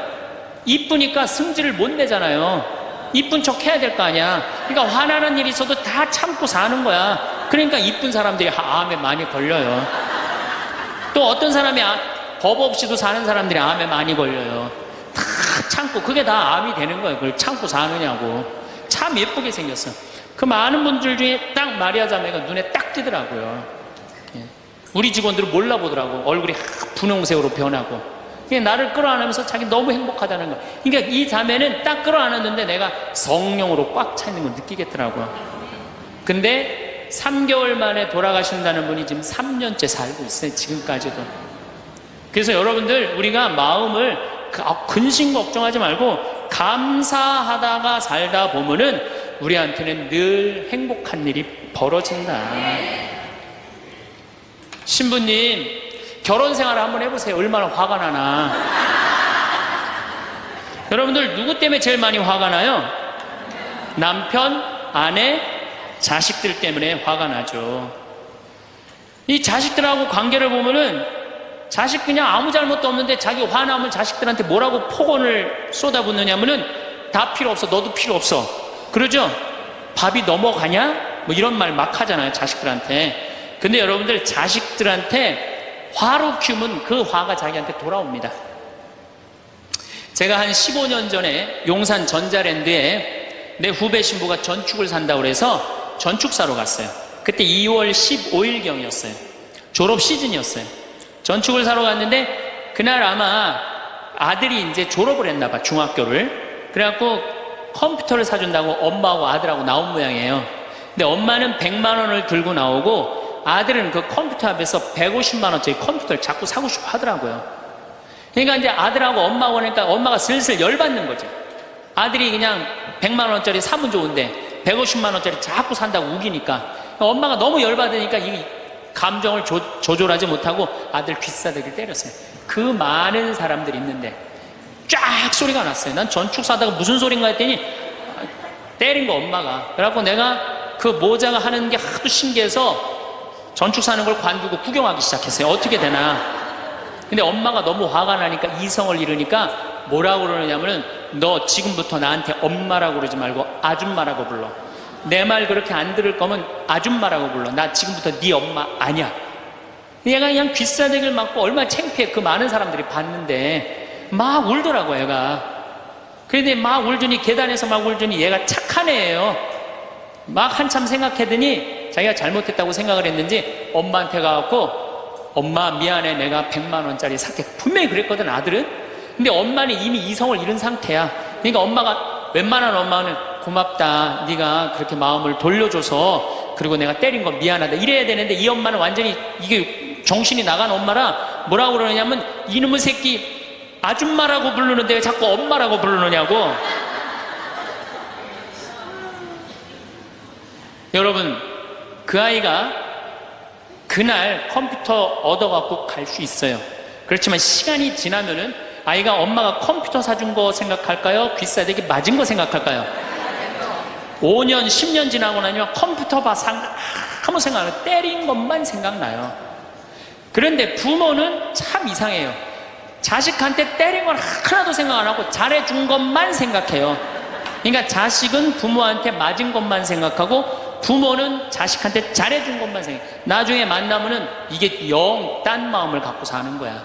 그러니까 여러분들 중에 만약에 자식들이 화가 나갖고 만약에 내가 때렸다 늙어서 호강받을 생각은 꿈도 꾸지 말아라. 며칠 전에 중국에서 한 엄마가 길거리에서 아이를 막 발로 차고 막 때리는 거 보셨죠? 방송에 나왔더라고요. 화로 키우면요 걔는 나중에 그 엄마한테 화로 갚을 수밖에 없어요. 근데 우리가 왜 자식들한테 많이 더 화가 나느냐? 이유는 딱 한 가지예요. 공부 못한다는 거예요. 공부 못한다는 거. 공부 안 하고 딴짓 한다고 사춘기 때 공부 안 하고 컴퓨터 게임이나 하고 더욱이 눈 동그랗게 뜨고 부모한테 덤비면은 화가 나요 안 나요? 나죠? 그리고 그냥 문 쾅 닫고 자기 방에 들어가고 나오지도 않으면은 속에서 불 나지 않아요? 근데 여러분들 자라면서 사춘기 때는 그러는 게 당연한 거예요. 사춘기 때는 방황할 수 있는 권리가 있는 아이들이에요. 사춘기 때는 자기가 방황하는 게 당연한 거예요. 얘네들은 권리예요. 방황하는 게 혼란스러운 게. 근데 엄마들이 그걸 허락을 안 해. 내가 좀 마음이 산란하고 그냥 몸도 막 변하고 그냥 정신도 이상하고 여자 보면 가슴이 흥분되고 막 그래갖고 학교도 가기 싫고 그래갖고 그냥 마음이 산란하고 오늘은 학교를 하루 접고 명동에서 좀 고민 좀 해야 되겠다. 학교를 하루 안 갔어. 학교 선생님이 엄마한테 애가 학교 안 왔다고 그냥 찾아보니까 명동에서 그냥 애가 그냥 왔다 갔다 하는 거야. 엄마 미치는 거죠. 엄마 뭐라 그래? 너 방황은 나중에 지금 공부하고 방황을 엄마가 명동에서 대신해 줄 테니까 너는 지금 뭐 해야 돼? 공부해야 돼. 얘는 방황할 자격도 없는 거예요. 우리나라 애들은. 그러니까 우리나라 애들은요 부모를 마귀로 보는 거. 마귀로. 자기를 괴롭히는 마귀로 보는 거예요. 부모가 어디 있어요. 사실은 여러분들 자식들한테 욕심만 포기하면요 자식들하고 싸울 일 하나도 없어요. 사실은 내 자식이 몸으로 살 놈인지 머리로 살 놈인지 빨리 판단해야 돼요. 우리 집에 이것도 한 3년 전 얘기인데 요셉이가 왔어요. 고등학교 졸업하고 대학을 떨어진 아이예요. 근데 그냥 대학을 떨어진 집에서 컴퓨터 게임만 하는 거예요. 엄마가 미치는 거지. 애를 보면 대학도 안 들어갔지, 새벽 4시까지 컴퓨터 게임하지, 낮에는 1시에 일어나지. 그냥 미치는 거죠. 그래갖고 나한테 데리고 왔어요. 강원도 평창에. 근데 살이 얼마나 쪘는지 애가 살이 너무 찐 거예요. 그래갖고 그냥 살이 쪄갖고 이 눈두덩이가 안 보이는 거예요. 그래서 신부님 우리 애가 문제라고 공부는 안 하고 컴퓨터 게임만 한다고. 그래갖고 그냥 내가 애를 보니까 이 눈두덩이 찢어진 눈두덩 사이로 걔 눈을 자세히 들여다보니까 애는 문제가 없더라고요. 애는. 근데 애가 살이 얼마나 쪘는지 100kg인지 110kg인지 120kg인지 130kg인지 알 길이 없는 거야. 왜? 우리 생태마을의 저울은 100kg까지 밖에 재는 게 없거든. 올라가면 막 뱅글뱅글 도는 거 저울이. 그래서 내가 고추 빨 때 방앗간에 나갈 때 달아봐라. 그래서 달아봐. 그랬더니 얘가 몇 킬로가 나냐? 130kg가 나왔어. 130kg. 그래갖고 일단은 하여튼 놔두고 가라고. 그래갖고 이제 엄마는 갔어요. 엄마는 가고. 근데 애가 참 건강한 애예요. 정신도 맑은 아이고 부모 입장에서 문제인데 내 눈에는 문제가 아니더라고. 너 밭에 나가서 일 좀 해라. 그래갖고 이제 다 큰 애니까 밭에 나가서 일을 하고 일주일 지나고 난 다음에 관리장한테 물어봤어요. 걔 어떠냐고, 요셉이. 그랬더니 관리장이 넘버 원이라는 거예요. 엄마는 문제라고 데리고 왔는데 우리 생태마을의 관리장은 넘버 원이라는 거예요. 일도 잘하고 성격도 좋고 기가 막히더라고요. 어떻게 일을 잘하냐 하니까 애가 힘이 좋아갖고 물건도 게으름을 안 핀다는 거예요. 게으름을. 여러분들, 얘가 몸으로 살래요? 머리로 살래요? 몸으로 살래죠? 몸으로 살래를 머리로 살라 그러면 얘가 머리가 돌 것 같아, 안 돌 것 같아요? 그러니까 내가 몸으로 살지 머리로 살지 빨리 구분할 줄 알아야 돼요. 그래갖고 애가 너무 괜찮으니까 6월 달에 우리 생태마을에 앞에 강이 흐른단 말이에요. 거기서 래프팅을 합니다. 그래서 래프팅 가이드를 자격증을 따라고 그랬어요. 그랬더니 우리 래프팅 가이드 팀장이, 신부님 다른 아이는 다 따도 얘는 못 땁니다. 왜냐하면 이 가이드 자격증 체육학과 아이들이 따는 거거든요. 배를 뒤집었다가 폈다가 강물에 뛰어들어갔다가 강물에 또 올라오고 그래야 되는데 130kg짜리가 강물에 한번 빠지면 그만이지 어떻게 자격증을 땁니까? 그래갖고 가이드를 자격증을 보냈는데 그 금요일날 따갖고 왔어요. 기가 막힌 거죠. 어떻게 땄냐 그러니까 그 주간에 비가 오지 않아갖고 배가 강바닥에 단 거야. 그래갖고 그냥 들어왔다 나갔다 자격증 따갖고 왔어요. 그리고 아이가 가이드를 하는데 인기가 최고예요. 최고. 너무너무 잘하는 거 아이가. 그래갖고 이제 9월 달에 엄마가 와서 보니까 아들이 130kg짜리니까 116kg가 된 거야. 그러니까 살이 홀쭉 빠지고 눈빛이 초롱초롱해진 거야. 그러니까 엄마가 가자, 공부하러.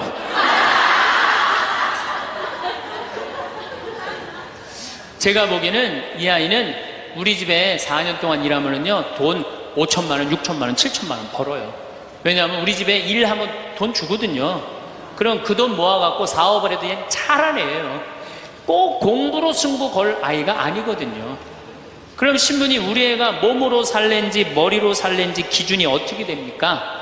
반에서 10등 안에 안 드는 놈들은요, 다 몸으로 살 놈들이에요. 여러분들 자식들 중에 반에서 10등 안에 안 드는 애들은 다 몸으로 살 애들이야. 독일은 초등학교 졸업하면서 중학교 올라가면서 갈릅니다. 대학 들어가래? 아니면 기술 배우래?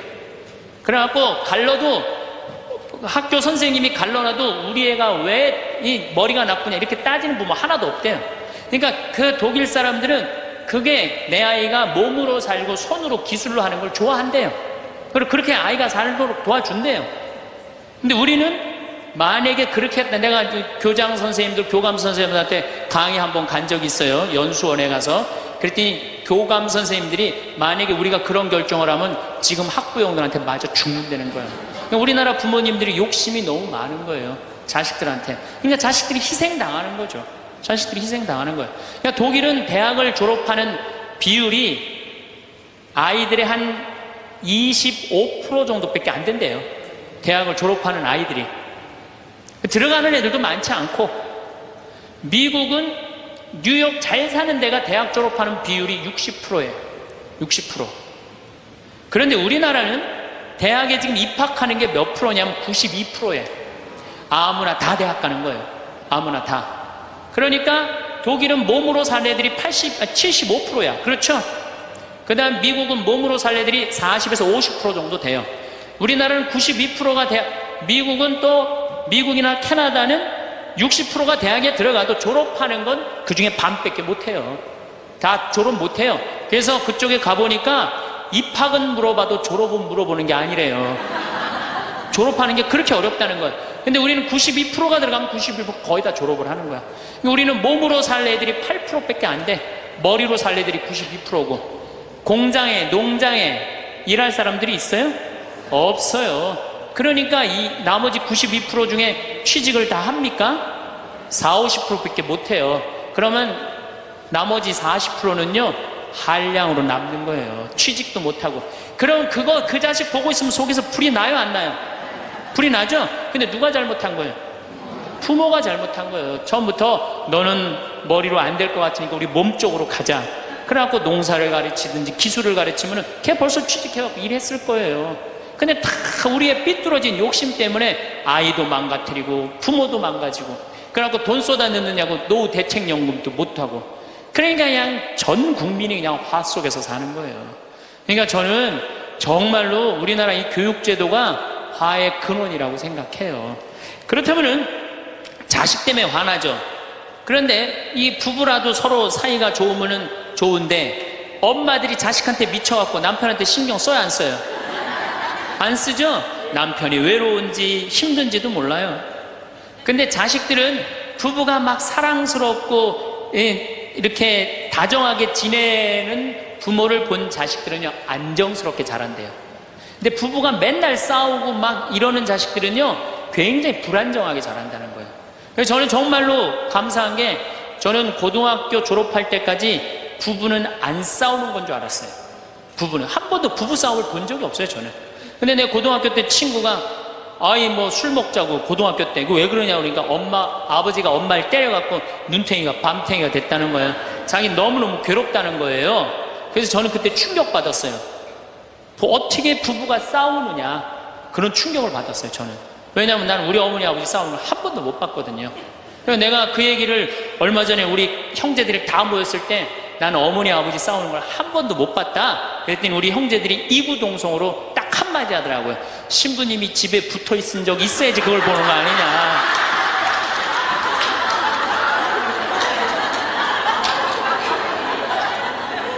어쨌거나 저는 본 적이 없어요. 저는 굉장히 긍정적으로 잘할 수 있는 거죠. 근데 우리나라 남자들은 참 불쌍해요. 돈은 죽어라 벌지만 그 돈을 마음 느긋하게 써볼 수가 없어요. 그렇죠?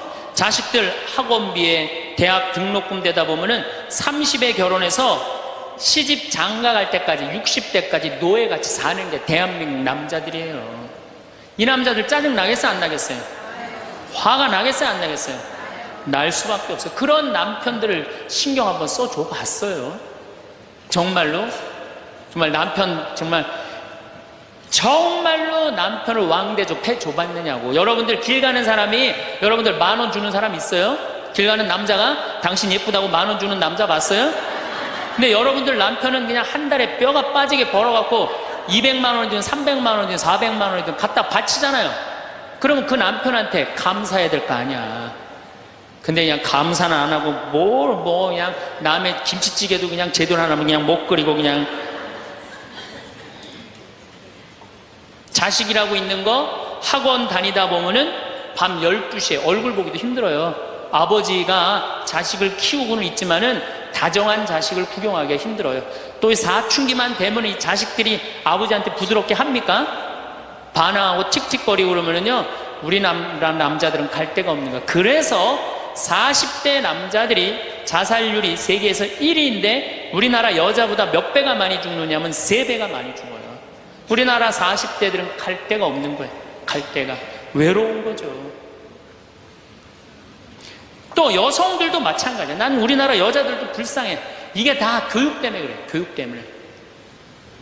자식이 막 사춘기 때 막 생 난리를 치고 막 그럴 때 여러분들은 몇 살이 될까요? 45, 50 왔다 갔다 하죠?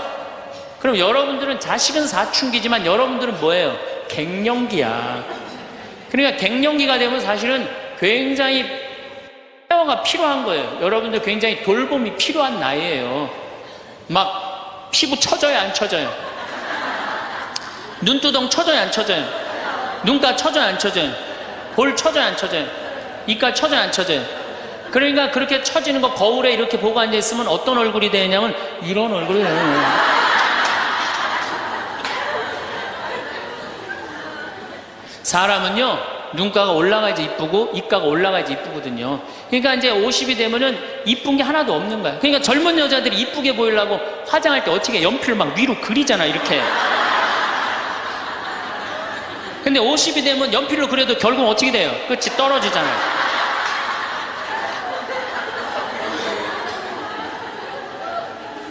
하지만 우리나라 이 갱년기의 여성들은 자신의 고통, 번뇌 뒤로 하고 감추고 희생합니다. 묻어두는 거예요. 자식을 위해서 희생한다. 내가 지금 뭐 생리가 이어졌다 끊어졌다 그냥 정신이 깜빡깜빡 하잖아요, 여러분들. 갱년기 시작되면은. 그렇죠? 지갑은 뒀는데 어디다 뒀는지 생각이 안 나는 그런 경우 참 많죠. 그러니까 자기만 희생한다고 생각을 하니까 화가 나는 거예요. 화가 나는 거. 더욱이 50이 되면은 뭐에 걸리느냐? 빈둥지 증후군에 걸려요. 자식 공부하러 나가고, 그렇죠? 남편 돈 벌러 나가고, 자기는 50 되면은 아무도 옆에 없는 것 같은 외로움 속에 자기가 이제 빠지는 거죠. 그러면 이제 자식 보면 막 화가 나는 거예요. 남편 봐도 화가 나고, 몸에는 막 테스토스테론이 나와가고 힘은 흘러 넘치고, 그러니까 막 소리소리 지르는 거예요. 그러니까 50 넘은 여자 중에 여자 같은 여자는 없고 전부 다 깡패 같은 여자들만 있는 거예요. 50 넘은. 그래서 나는 이 부부들 보면은 참 재미난 게, 성당에서 내가 보면 얼굴도 예쁘고 정말로 상냥해요. 이 음식 반찬도 맛있게 하고, 그럼 남편하고 술 한잔 하면서 형제님 행복하다고, 저렇게 이쁘고 상냥하고 괜찮은 여자랑 살아서 정말로 부럽다고. 그러면은 형제님들 대부분이 뭐라고 그러냐면, 신부님 부러우세요? 너무 부럽다고. 그러면은 형제님들이 뭐라고 그러냐면, 데리고 가세요.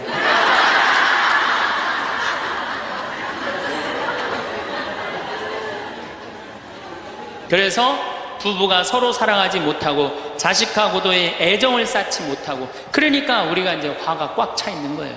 그러니까 이 화가 꽉 차 있으니까 정말로 상상하지 못하는 일들이 벌어지는 거. 우리 사회 안에서 막 서로 죽이고 뭐 내다 버리고 뭐 이런 일들이 벌어지는 거죠.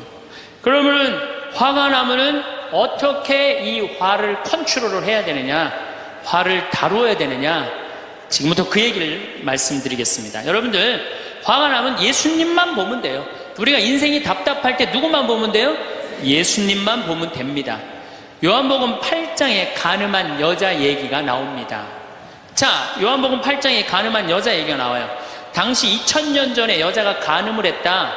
이건 당시 중동 지역에서는 어떻게 했느냐면, 돌로 쳐서 그 여자가 돌에 맞아갖고 쓰러져갖고 돌 무더기를 만들어서 죽여요. 이번에도 중동에서 그런 일이 있었죠?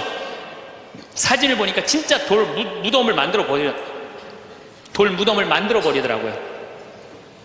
근데 이 여자가 간음을 하다가, 이번에 이 중동에서 그런 분은 남자하고 팔짱 끼고 나갔는지 그냥 외출했다고 그거 이유 하나로 그 처벌을 당했어요. 근데 이 여자는 현장에서 붙잡혔어. 중동에서 이 여자들은요 다 싸고 다녀요. 그만큼 여자를 사람 취급을 안 해요. 그런데 이 여자가 간음을 했어. 그러니까 남자들이 막 화가 날 것 같아, 안 날 것 같아요? 너무너무 화가 나는 거지. 예쁜 여자가 다른 남자하고 대낮에 간음하다가 붙잡혔다. 남자들이 흥분할 수밖에 없어요. 그래갖고 막 눈이 뒤집어져 갖고 예수님은, 안 그래도 예수님한테 별렀어요. 왜? 요한복음 7장에 귀에만 대면 예수님을 죽이려고 그랬거든. 근데 이 사건이 8장에 일어나요. 8장에. 그러니까 모두를 용서해라, 사랑해라, 이런 분하고 율법 1.1핵도 없어지면 안 된다.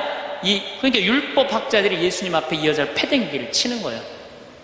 당신이 이 여자 간음했는데 어떻게 하면 좋으냐고. 근데 예수님이 보니까 이 사람들이, 이 남자들이 너무너무 흥분해 있는 거야. 눈이 뒤집어진 거예요. 보니까 흰 눈동자 95%, 까만 눈동자 5%야. 눈이 확 뒤집어져 있는 거야. 근데 예수님은 참 지혜로우셔요. 흥분한 사람하고는 얘기를 안 하시는 거예요. 여러분들, 두 사람이 막 싸워. 내가 말리로 들어갔어. 말리로 들어가면 나중에 흥분한 사람들 속에 뛰어들어가면 나중에 몇 명이 싸워요? 3명이 싸워요.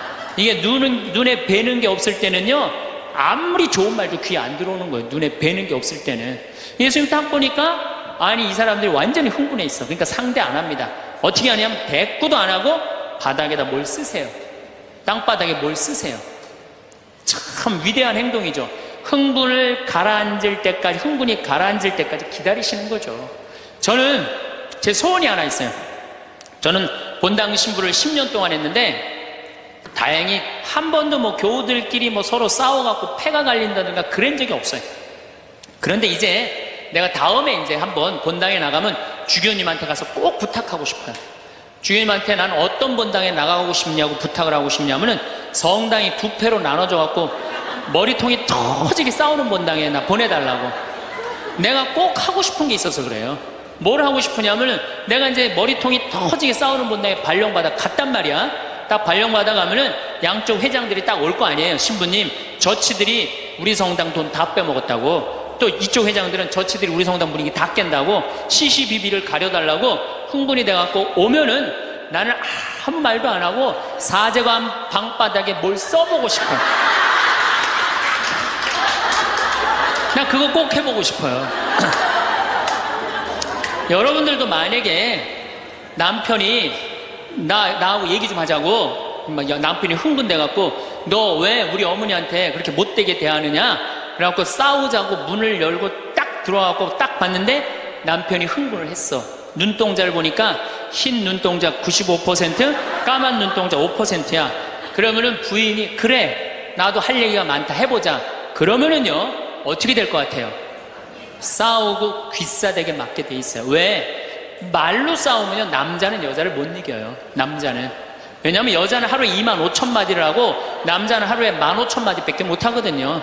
그러니까 말로는 여자를 이길 수가 없어요. 나는 우리 신부들 중에 수녀님하고 싸운 신부들 중에 수녀님하고 싸워서 수녀님을 이긴 신부를 본 적이 없어요.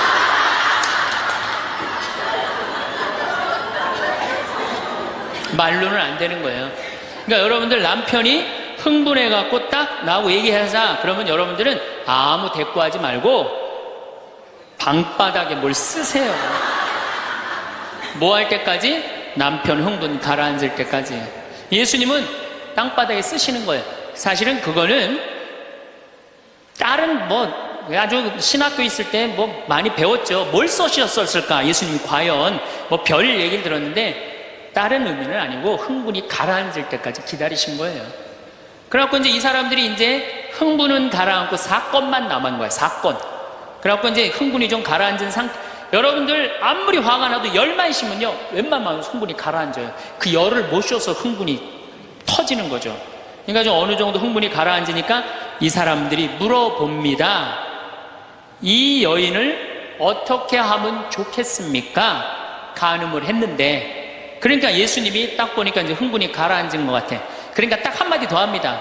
그래? 그렇다면은 너희 중에 죄 없는 사람이 먼저 저 여자를 돌로 쳐라. 그리고 그 다음 행동이 기가 막히세요.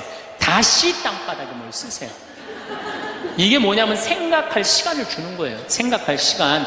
여러분들 만약에 자식을 막 혼냈어. 너 한 번만 더 게임하면 엄마가 저 컴퓨터 부셔버린다고.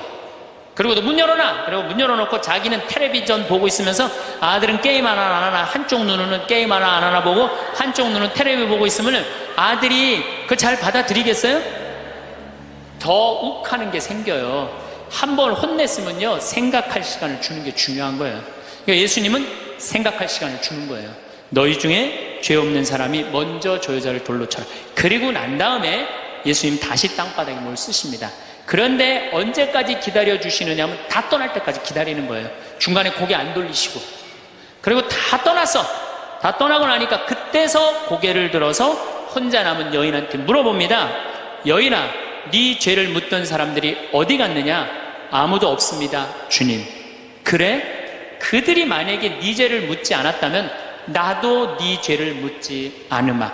이거 기가 막힌 얘기예요. 왜? 예수님은 죄를 묻을 수 있는 권한이 있으신 분이에요. 얼마든지 그 여자를 징계할 수 있어요. 그렇지만 다른 사람이 묻지 않았기 때문에 나도 묻지 않겠다. 아, 기가 막히지 않아요? 예수님은 세 사람을 용서합니다.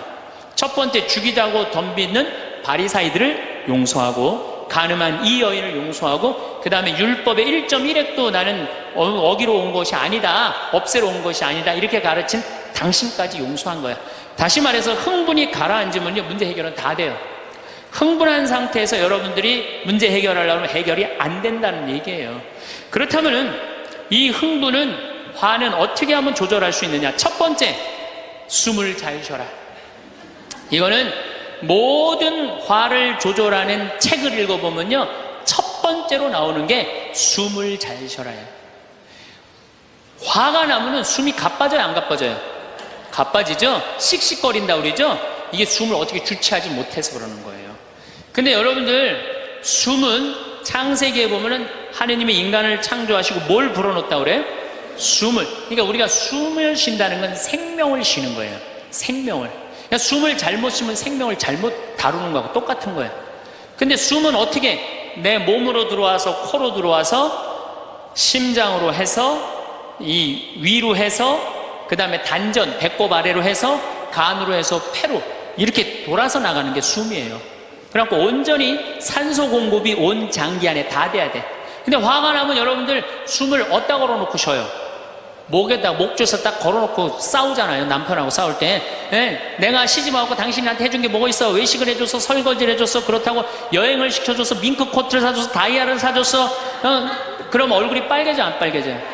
왜 빨개지느냐면 이게 내려갔다 와야 되는데 여기만 딱 차 있으니까 점점 풍선처럼 부풀러 오르는 거예요.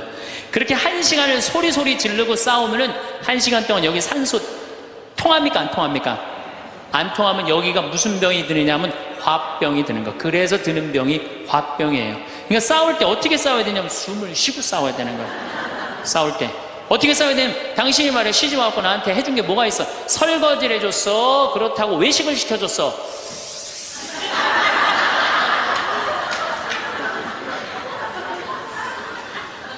그렇다고 나 밍크 코트를 사줬어. 아니면 다이아를 사줬어. 당신 나한테 해준 게 뭐 있어? 내 시집 와서 고생만 했지.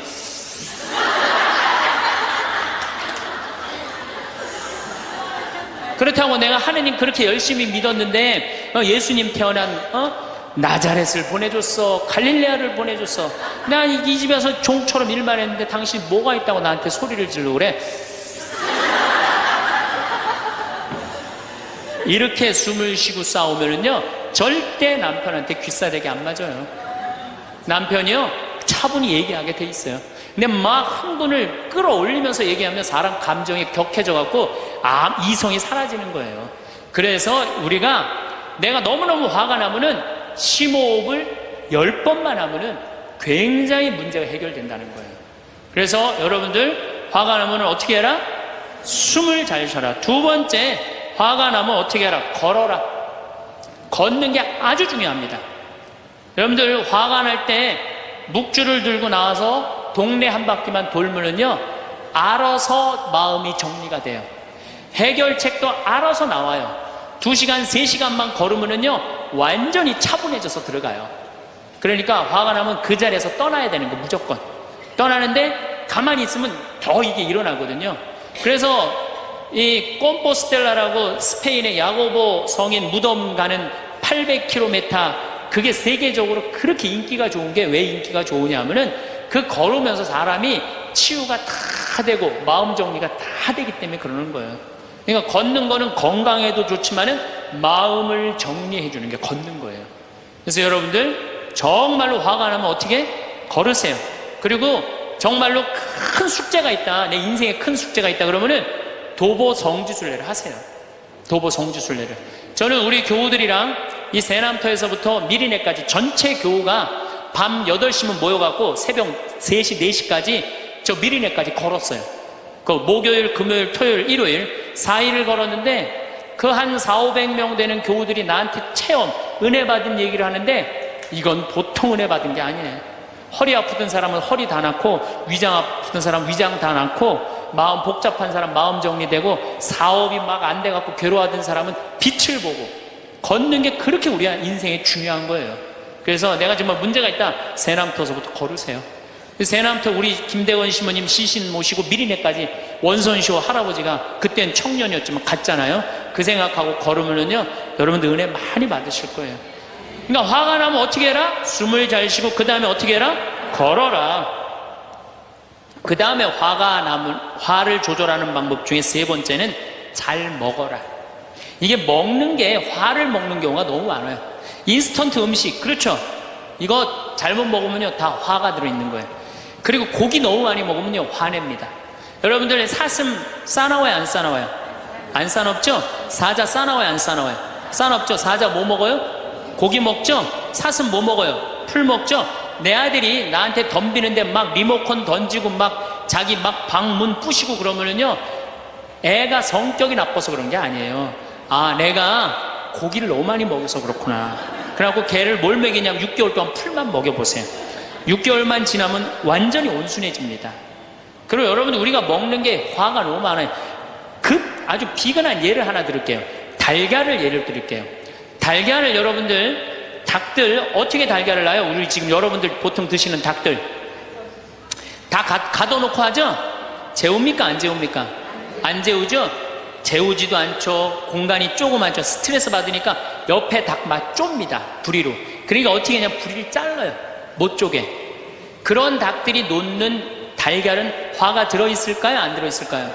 화가 들어있는 거예요. 그런 음식들이, 자연적이지 않은 음식들이, 반자연적인 음식들을 우리가 먹는 게 문제예요. 우리 닭들은 내가 300마리 키우는데 막 날아다니면서 놓는 알들은 벌써 향이 좋아요. 딱 깨서 먹으면 아주 고소하고. 그런데 일반 그 시중에서 이렇게 사는 닭들은 막 약간 좀 비리고 이런 냄새, 그 스트레스 받는 거예요. 그럴 만큼 먹는 게 중요한 거예요. 그래서 자연식이라는 게 우리한테 그래서 중요한 거예요. 그래서 이 화도 커피 많이 먹으면 막 심장 두근두근 거려요, 안 거려요? 그런 상태에서 화나는 일이 있으면 폭발합니다.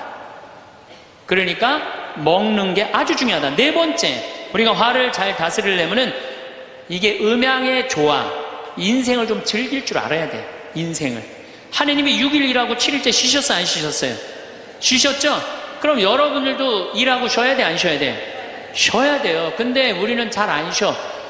하느님이 태양도 동그랗고 달도 동그랗고 산도 동그랗고 사람 머리도 동그랗고 이렇게 동그랗게 만들어 놓으신 이유는 동그랗게 살라고 그런 거예요.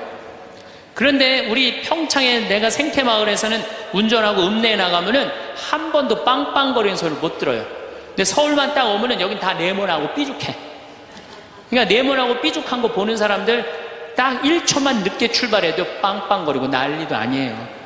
그러니까 여러분들 음양의 조화를 잘 이루어야 돼요. 남녀 뭐 쉬는 거 이런 게 굉장히 중요한 거거든요. 그래서 좀 어디 가서, 그러니까 우리 생태마을 같은데 1년에 일주일씩 와서 조용히 기도하고 쉬고 가면은 영혼이 편안한 거죠. 그러니까 여러분들 지금 나이 60 드신 분들 60년 일했으면 나머지 인생은 즐거워야 돼, 안 즐거워야 돼? 즐거워야 돼. 그러니까 그런 음양의 조화를 잘 해야 된다. 다섯 번째, 제일 중요한 거, 화가 안 나는 최고 좋은 길은 뭐냐면 자기 자신한테 잘해주면 돼. 내가 행복하면 절대 화 안 납니다. 얼마 전에 우리 집에 대장암으로 온몸에 퍼져서 돌아가신 분이 계세요. 자매님이 나보다 1살 많은데 죽기 일주일 전에 나를 딱 끌어안고 울면서 이런 말을 했어요. 신부님, 나는 내가 이제 곧 죽을 것 같은데 나는 남편한테도 안 미안하대요. 왜 안 미안해요? 남편 평생 집 돌본 적이 없대요. 그래서 하나도 안 미안하대요. 그리고 자식한테도 안 미안하대요. 왜? 대학까지 자기가 이 빌딩 청소해갖고 대학까지 졸업시켰대요. 그런데 누구한테 미안하냐면 자기한테 미안하대요. 자기는 이 47년을 살면서 한 번도 고생만 했지 자기 맛있는 고기를 사준 적도 없고 자기한테 예쁜 옷을 해입힌 적도 없고 좋은데 구경시켜준 적도 없다는 거야. 그런데 지금까지 고생만 하다가 떨컥 병에 걸려서 죽는다는 거예요. 그래서 자기한테 너무너무 미안하다는 거예요. 근데 이제 죽는다는 거예요. 자기한테 한 번도 잘해준 적이 없는데 너무 자기한테 미안하다는 거예요. 여러분들한테 잘해줘야 될 것 같아요? 안 잘해줘야 될 것 같아요? 괜히 그냥 참고 인내하면서 승질은 승질대로 부리고 그러실 필요 하나도 없어요. 성공한 사람들을 보면 크게 두 부류로 나뉘는 걸 알 수 있습니다. 하나는 자신이 성공했다고 여기저기 떠벌리고 다니는 사람들, 그리고 또 하나는 조용히 아무 말 없이 자기 삶을 사는 사람들입니다. 우리는 흔히 성공을 하면 자연스럽게 자랑하고 싶어질 거라고 생각하죠. 좋은 차를 사고 비싼 시계를 차고 SNS에 멋진 사진을 올리고 싶을 겁니다. 왜냐하면 그렇게 하면 남들이 나를 더 인정해 줄 거라고 믿으니까요. 하지만 현실은 그렇지 않습니다. 오히려 진짜 성공한 사람들은 그렇게 행동하지 않습니다. 왜냐하면 보여줄 필요가 없기 때문입니다. 돈이 많다고 높은 자리에 있다고 유명하다고 해서 굳이 그걸 드러낼 필요는 없습니다. 그걸 아는 사람들은 이미 알고 있고 모르는 사람들은 알 필요가 없죠. 그런데도 굳이나 성공했다고 떠드는 사람들이 있습니다. 그런 사람들은 왜 그럴까요? 간단합니다. 그 사람들은 사실 그렇게까지 성공한 게 아니기 때문입니다. 우리는 종종 SNS에서 성공한 사람들을 봅니다. 해외여행을 가고 고급 레스토랑에서 밥을 먹고 멋진 차를 타고 다니는 모습? 그런데 가만히 보면 그런 걸 보여주는 사람들은 언제나 뭔가를 팔고 있습니다. 강의를 팔든 자기 브랜드를 홍보하든 아니면 단순히 자기 자존감을 유지하려고 하든 간에 결국 목적이 있는 거죠. 진짜 부자들은 그렇게 하지 않습니다. 오히려 조용히 아무도 모르게 자기 일을 합니다. 왜냐하면 자랑해서 얻을 게 없기 때문입니다. 오히려 괜히 잘난 척했다가 사람들에게 이용당하거나 시기와 질투를 받거나 쓸데없는 오해를 사는 게 더 피곤합니다. 이건 단순한 돈 이야기가 아닙니다. 사회적인 성공을 이룬 사람들도 마찬가지입니다. 진짜 실력 있는 사람들은 자기 실력을 굳이 떠벌리지 않습니다. 왜냐하면 그럴 필요가 없으니까요. 자기 분야에서 최고라면 사람들이 먼저 알아서 찾아옵니다. 반대로 실력이 부족한 사람일수록 자기를 포장하려고 애씁니다. 우리가 흔히 듣는 말이 있죠. 빈수레가 요란하다. 이 말이 괜히 있는 게 아닙니다. 정말 내실이 있는 사람들은 굳이 시끄럽게 굴지 않습니다. 반대로 겉만 번지르르한 사람들은 자기가 얼마나 대단한지 떠들고 다닙니다. 이걸 좀 더 현실적인 예로 들어볼까요? 동창회에 나가면 꼭 이런 사람이 있습니다. 옛날에는 별거 아니었는데 갑자기 잘 됐다고 나타나서 자기가 얼마나 성공했는지 자랑하는 사람. 처음에는 다들 와 대단하다 하고 들어주지만 시간이 지나면 어떨까요? 대부분 속으로 이렇게 생각할 겁니다. 저 사람 뭐 저렇게까지 티를 내? 결국 그런 사람은 점점 멀어지게 됩니다. 반면에 정말 성공한 사람들은 조용합니다. 굳이 자기가 어떻게 살고 있는지 설명하지 않죠. 그런 사람들은 오히려 주변에서 먼저 알아보고 자연스럽게 존경을 받습니다. 그게 진짜 성공입니다. 그럼 우리는 어떻게 해야 할까요?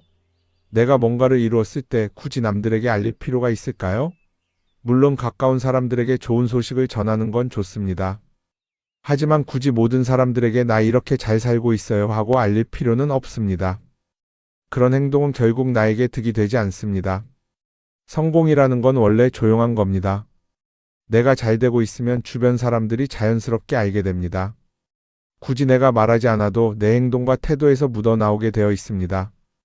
그러니 굳이 보여주려고 애쓰지 마세요. 오히려 그게 더 진짜 성공한 사람의 태도입니다. 사람은 사회적 동물이라고 하잖아요. 혼자 살아갈 수 없고 결국 사람과의 관계 속에서 기쁨도 얻고 때로는 상처도 받습니다. 그런데 한 가지 생각해 볼 게 있어요. 우리가 정말 인간관계가 필요해서 맺고 있는 걸까요? 아니면 그냥 그래야 한다고 배워서 어쩔 수 없이 유지하고 있는 걸까요? 어릴 땐 친구 많으면 좋다고 하죠. 사회생활에서도 인맥이 중요하다는 말을 많이 합니다. 그런데 정작 주변을 보면요. 인간관계가 넓은 사람일수록 스트레스를 더 많이 받아요. 전화벨이 울릴 때마다 이번엔 또 무슨 부탁일까 싶고 단체 채팅방에서 메시지가 올 때마다 이걸 또 어떻게 대답해야 하나 고민하죠. 관계가 많아질수록 책임과 피로도 함께 늘어나는 겁니다. 어떤 사람들은 인간관계를 줄이면 외롭지 않겠냐고 해요. 그런데 가만히 생각해보면 진짜 외로움을 느끼는 순간이 언제인지 아세요? 오히려 불필요한 인간관계 속에 있을 때입니다.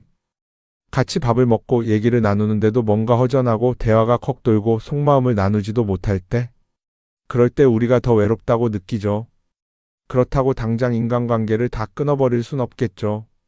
하지만 적어도 내가 정말 소중하게 여겨야 할 관계와 그냥 관성적으로 유지하는 관계는 구분할 필요가 있습니다. 예를 들어 매번 나한테 부탁만 하고 정작 내가 어려울 땐 연락 한 번 없는 사람. 내가 실수하면 뒷담화를 하면서 내 앞에서는 웃는 사람. 이런 관계를 굳이 계속 이어갈 이유가 있을까요? 가끔은 이런 경험도 있을 거예요. 우연히 어떤 사람과 친해졌는데 만난 지 얼마 되지도 않았는데 너무 많은 걸 털어놓는 사람들 있죠. 자기 속사정부터 가족 문제, 직장 고민까지 쏟아내는 사람들. 이런 경우 두 가지의 가능성이 큽니다. 하나는 그냥 감정적으로 의존할 사람이 필요해서일 수도 있고 또 하나는 내가 믿을 만한 사람인지 떠보는 걸 수도 있어요. 어떤 경우든 이런 관계는 오래가기 어렵습니다. 사실 친밀함이라는 건 시간이 필요한 법이에요. 적당한 거리를 두고 천천히 서로를 알아가야 하는데 초반부터 급격하게 가까워진 관계는 쉽게 무너지는 경우가 많습니다. 처음엔 친하다고 생각했는데 어느 순간 사소한 일로 틀어지고 결국 남보다 못한 사이가 되는 거죠. 그러면 인간관계를 어떻게 해야 할까요? 답은 간단합니다. 억지로 맺지 말고 굳이 유지하려고도 하지 않는 거예요. 내가 편한 관계라면 자연스럽게 이어질 것이고 그렇지 않다면 서서히 멀어질 겁니다. 그리고 그걸 억지로 붙잡지 않아도 괜찮습니다. 관계를 유지하는 데 에너지를 쓰기보다는 정말 소중한 관계에 집중하는 게 더 낫지 않을까요? 어떤 사람은 내가 인간관계를 줄이면 나중에 나 혼자 남는 거 아니냐 걱정하기도 해요. 그런데 생각해보면요, 진짜 나를 위하는 사람은 많지 않아요. 인간관계를 줄인다고 해서 완전히 혼자가 되는 게 아닙니다. 오히려 불필요한 관계를 정리하고 나면 남아있는 관계들이 더 단단해지고 가치 있게 느껴질 겁니다. 예전엔 인맥이 자산이라는 말을 많이 했어요. 그런데 요즘은 꼭 그렇지도 않죠. 오히려 불필요한 인간관계가 많으면 그게 짐이 될 수도 있어요. 적당한 거리, 적당한 선. 이걸 잘 지키는 게 결국엔 가장 편한 인간관계를 유지하는 방법 아닐까요? 한번 곰곰이 생각해 보세요. 지금 내 주변에 있는 사람들 중에서 내가 정말 편하게 만날 수 있는 사람이 몇 명이나 되는지, 내가 억지로 맞춰주고 있는 관계는 없는지. 관계를 줄이면요, 외로워지는 게 아니라 오히려 더 자유로워집니다. 그리고 자유로워진 만큼 내 인생에서 정말 중요한 것에 집중할 수 있게 됩니다. 인간관계 너무 많은 걸 신경 쓰다 보면 정작 중요한 걸 놓칠 수 있어요. 그러니까 이제는 한 번쯤 정리해보는 것도 나쁘지 않을 겁니다. 사람들이 돈을 많이 벌고 싶어 하는 이유가 뭘까요? 단순히 돈이 많으면 좋으니까? 물론 그것도 있겠지만 사실 돈을 원하는 진짜 이유는 더 나은 삶을 살기 위해서겠죠. 그런데 문제는 돈을 많이 번다고 해서 반드시 삶이 나아지는 건 아니라는 겁니다. 오히려 더 많이 벌수록 더 많이 쓰게 되는 경우가 많아요. 가끔 이런 생각해 본 적 없으세요? 예전에는 돈이 지금보다 훨씬 적었는데 이상하게 그때가 더 여유로웠던 것 같다. 왜 그럴까요? 사실 우리가 원하는 건 돈 그 자체가 아니라 돈을 통해 얻을 수 있는 자유인데 돈을 벌면 벌수록 그 자유를 잃어버리는 경우가 많아요. 더 좋은 차, 더 좋은 집, 더 좋은 옷을 사면서 점점 더 많은 돈이 필요해지고 결국엔 돈을 벌기 위해 또다시 일해야 하는 악순환에 빠지게 되는 거죠. 한번 생각해 봅시다. 우리가 정말 필요해서 뭔가를 사는 경우가 얼마나 될까요? 필요해서라기보다는 남들이 가지고 있으니까, 없어 보이기 싫으니까, 혹은 그냥 기분 전환을 위해서 소비하는 경우가 훨씬 많아요. 그리고 그런 소비를 할 때마다 스스로 이렇게 합리화를 하죠. 이 정도는 나를 위한 투자야. 그런데 가만히 보면 그 소비가 진짜 나를 위한 소비인지 아니면 그냥 사회가 만든 기준에 끌려가고 있는 건지 헷갈릴 때가 많습니다. 예를 들어 예전에는 스마트폰 하나면 충분했는데 이제는 스마트워치도 있어야 하고 무선 이어폰도 필요하고 태블릿도 있어야 할 것 같고 하나를 사면 또 다른 무언가가 필요해지는 시기예요. 사실 이건 우리가 그렇게 만들어진 겁니다. 광고도 그렇고 SNS도 그렇고 자꾸 우리에게 이렇게 말하죠. 이걸 사야 더 행복해질 수 있어요. 그런데 정작 그걸 사고 나면 어때요? 처음 며칠은 좋죠. 그런데 시간이 지나면 또 다른 걸 사고 싶어져요. 왜냐하면 물건이 우리를 오래 행복하게 만들어주지는 않거든요. 특히 요즘은 SNS가 이런 소비 심리를 더 부추기는 것 같아요. 예전에는 친구들끼리 만나서 나 새로 샀어 하고 자랑하는 게 전부였는데 이제는 SNS에 올리면서 전 세계 사람들에게 보여주잖아요. 그러다 보니까 남들도 다 뭔가를 사서 올리고 나도 따라해야 할 것 같은 기분이 드는 거예요. 그런데 중요한 건 그 사람들도 사실은 나와 똑같은 기분이라는 겁니다. 내가 남을 부러워하는 만큼 나도 누군가에게 부러움을 사려고 애쓰고 있는 거죠. 결국 끝없는 비교와 소비 속에서 진짜 중요한 걸 놓치게 되는 겁니다. 한번 이렇게 생각해보면 어떨까요? 만약 내가 지금부터 딱 1년 동안 불필요한 소비를 하지 않는다면 내 삶이 어떻게 변할까? 아마 처음에는 답답할 수도 있어요. 사고 싶었던 걸 참아야 하니까. 그런데 그걸 몇 번 참고 나면 어느 순간 깨닫게 될 겁니다. 내가 굳이 이걸 안 사도 괜찮네?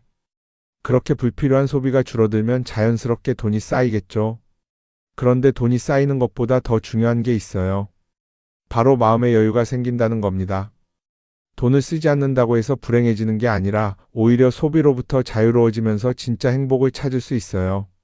물론 이걸 실천하는 게 쉽지는 않겠죠. 우리 주변에는 소비를 부추기는 것들이 너무 많으니까요. 하지만 적어도 이런 건 해볼 수 있습니다. 뭔가를 사고 싶을 때 한 번만 스스로에게 물어보는 거예요. 이게 정말 나한테 필요한 걸까? 아니면 그냥 순간적인 욕심일까? 만약 그 질문을 던졌을 때 5초 안에 당연히 필요하지 라는 답이 나오지 않는다면 사실 그건 없어도 되는 물건일 가능성이 큽니다. 정말 필요한 건 고민할 필요도 없이 바로 떠오르거든요. 그러니까 이제는 한 번쯤 생각해 봐야 할 것 같아요.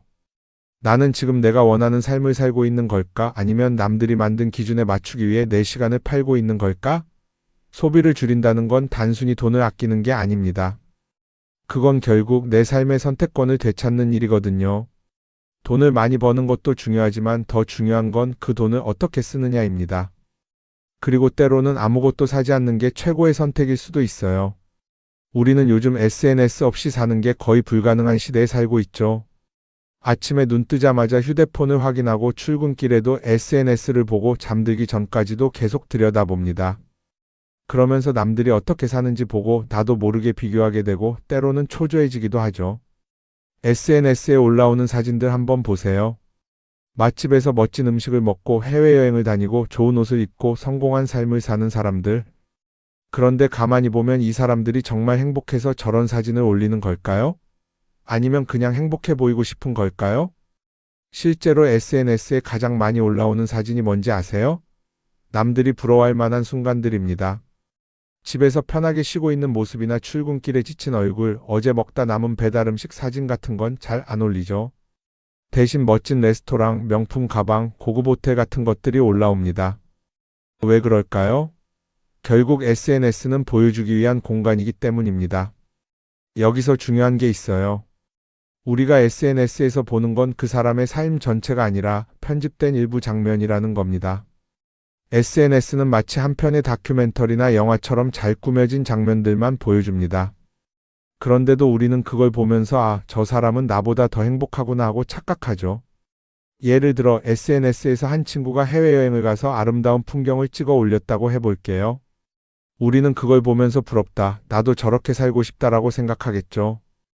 그런데 정작 그 친구는 사진을 찍고 나서도 일 때문에 스트레스를 받고 있을 수도 있고 여행 비용을 감당하느라 카드가 걱정을 하고 있을 수도 있습니다. 그 부분은 우리는 알 수가 없죠. 그런데 문제는 이렇게 남들과 비교하는 습관이 쌓이면 결국 내 삶이 초라하게 느껴진다는 겁니다.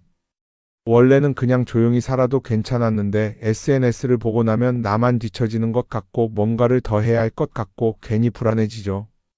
SNS는 기본적으로 사람들의 비교 심리를 자극합니다. 남들이 가진 걸 나도 갖고 싶게 만들고 남들이 하는 걸 나도 해야 할 것 같은 기분이 들게 만들죠. 그러다 보니 필요하지도 않은 걸 사게 되고 무리해서라도 화려한 곳에 가게 되고 남들에게 보여주기 위해 사는 삶을 살게 됩니다. 그럼 어떻게 해야 할까요? 사실 정답은 간단합니다. SNS에서 보이는 것들을 곧이곧대로 믿지 않는 것입니다. 그리고 더 중요한 건 남과 비교하는 걸 멈추는 것이에요.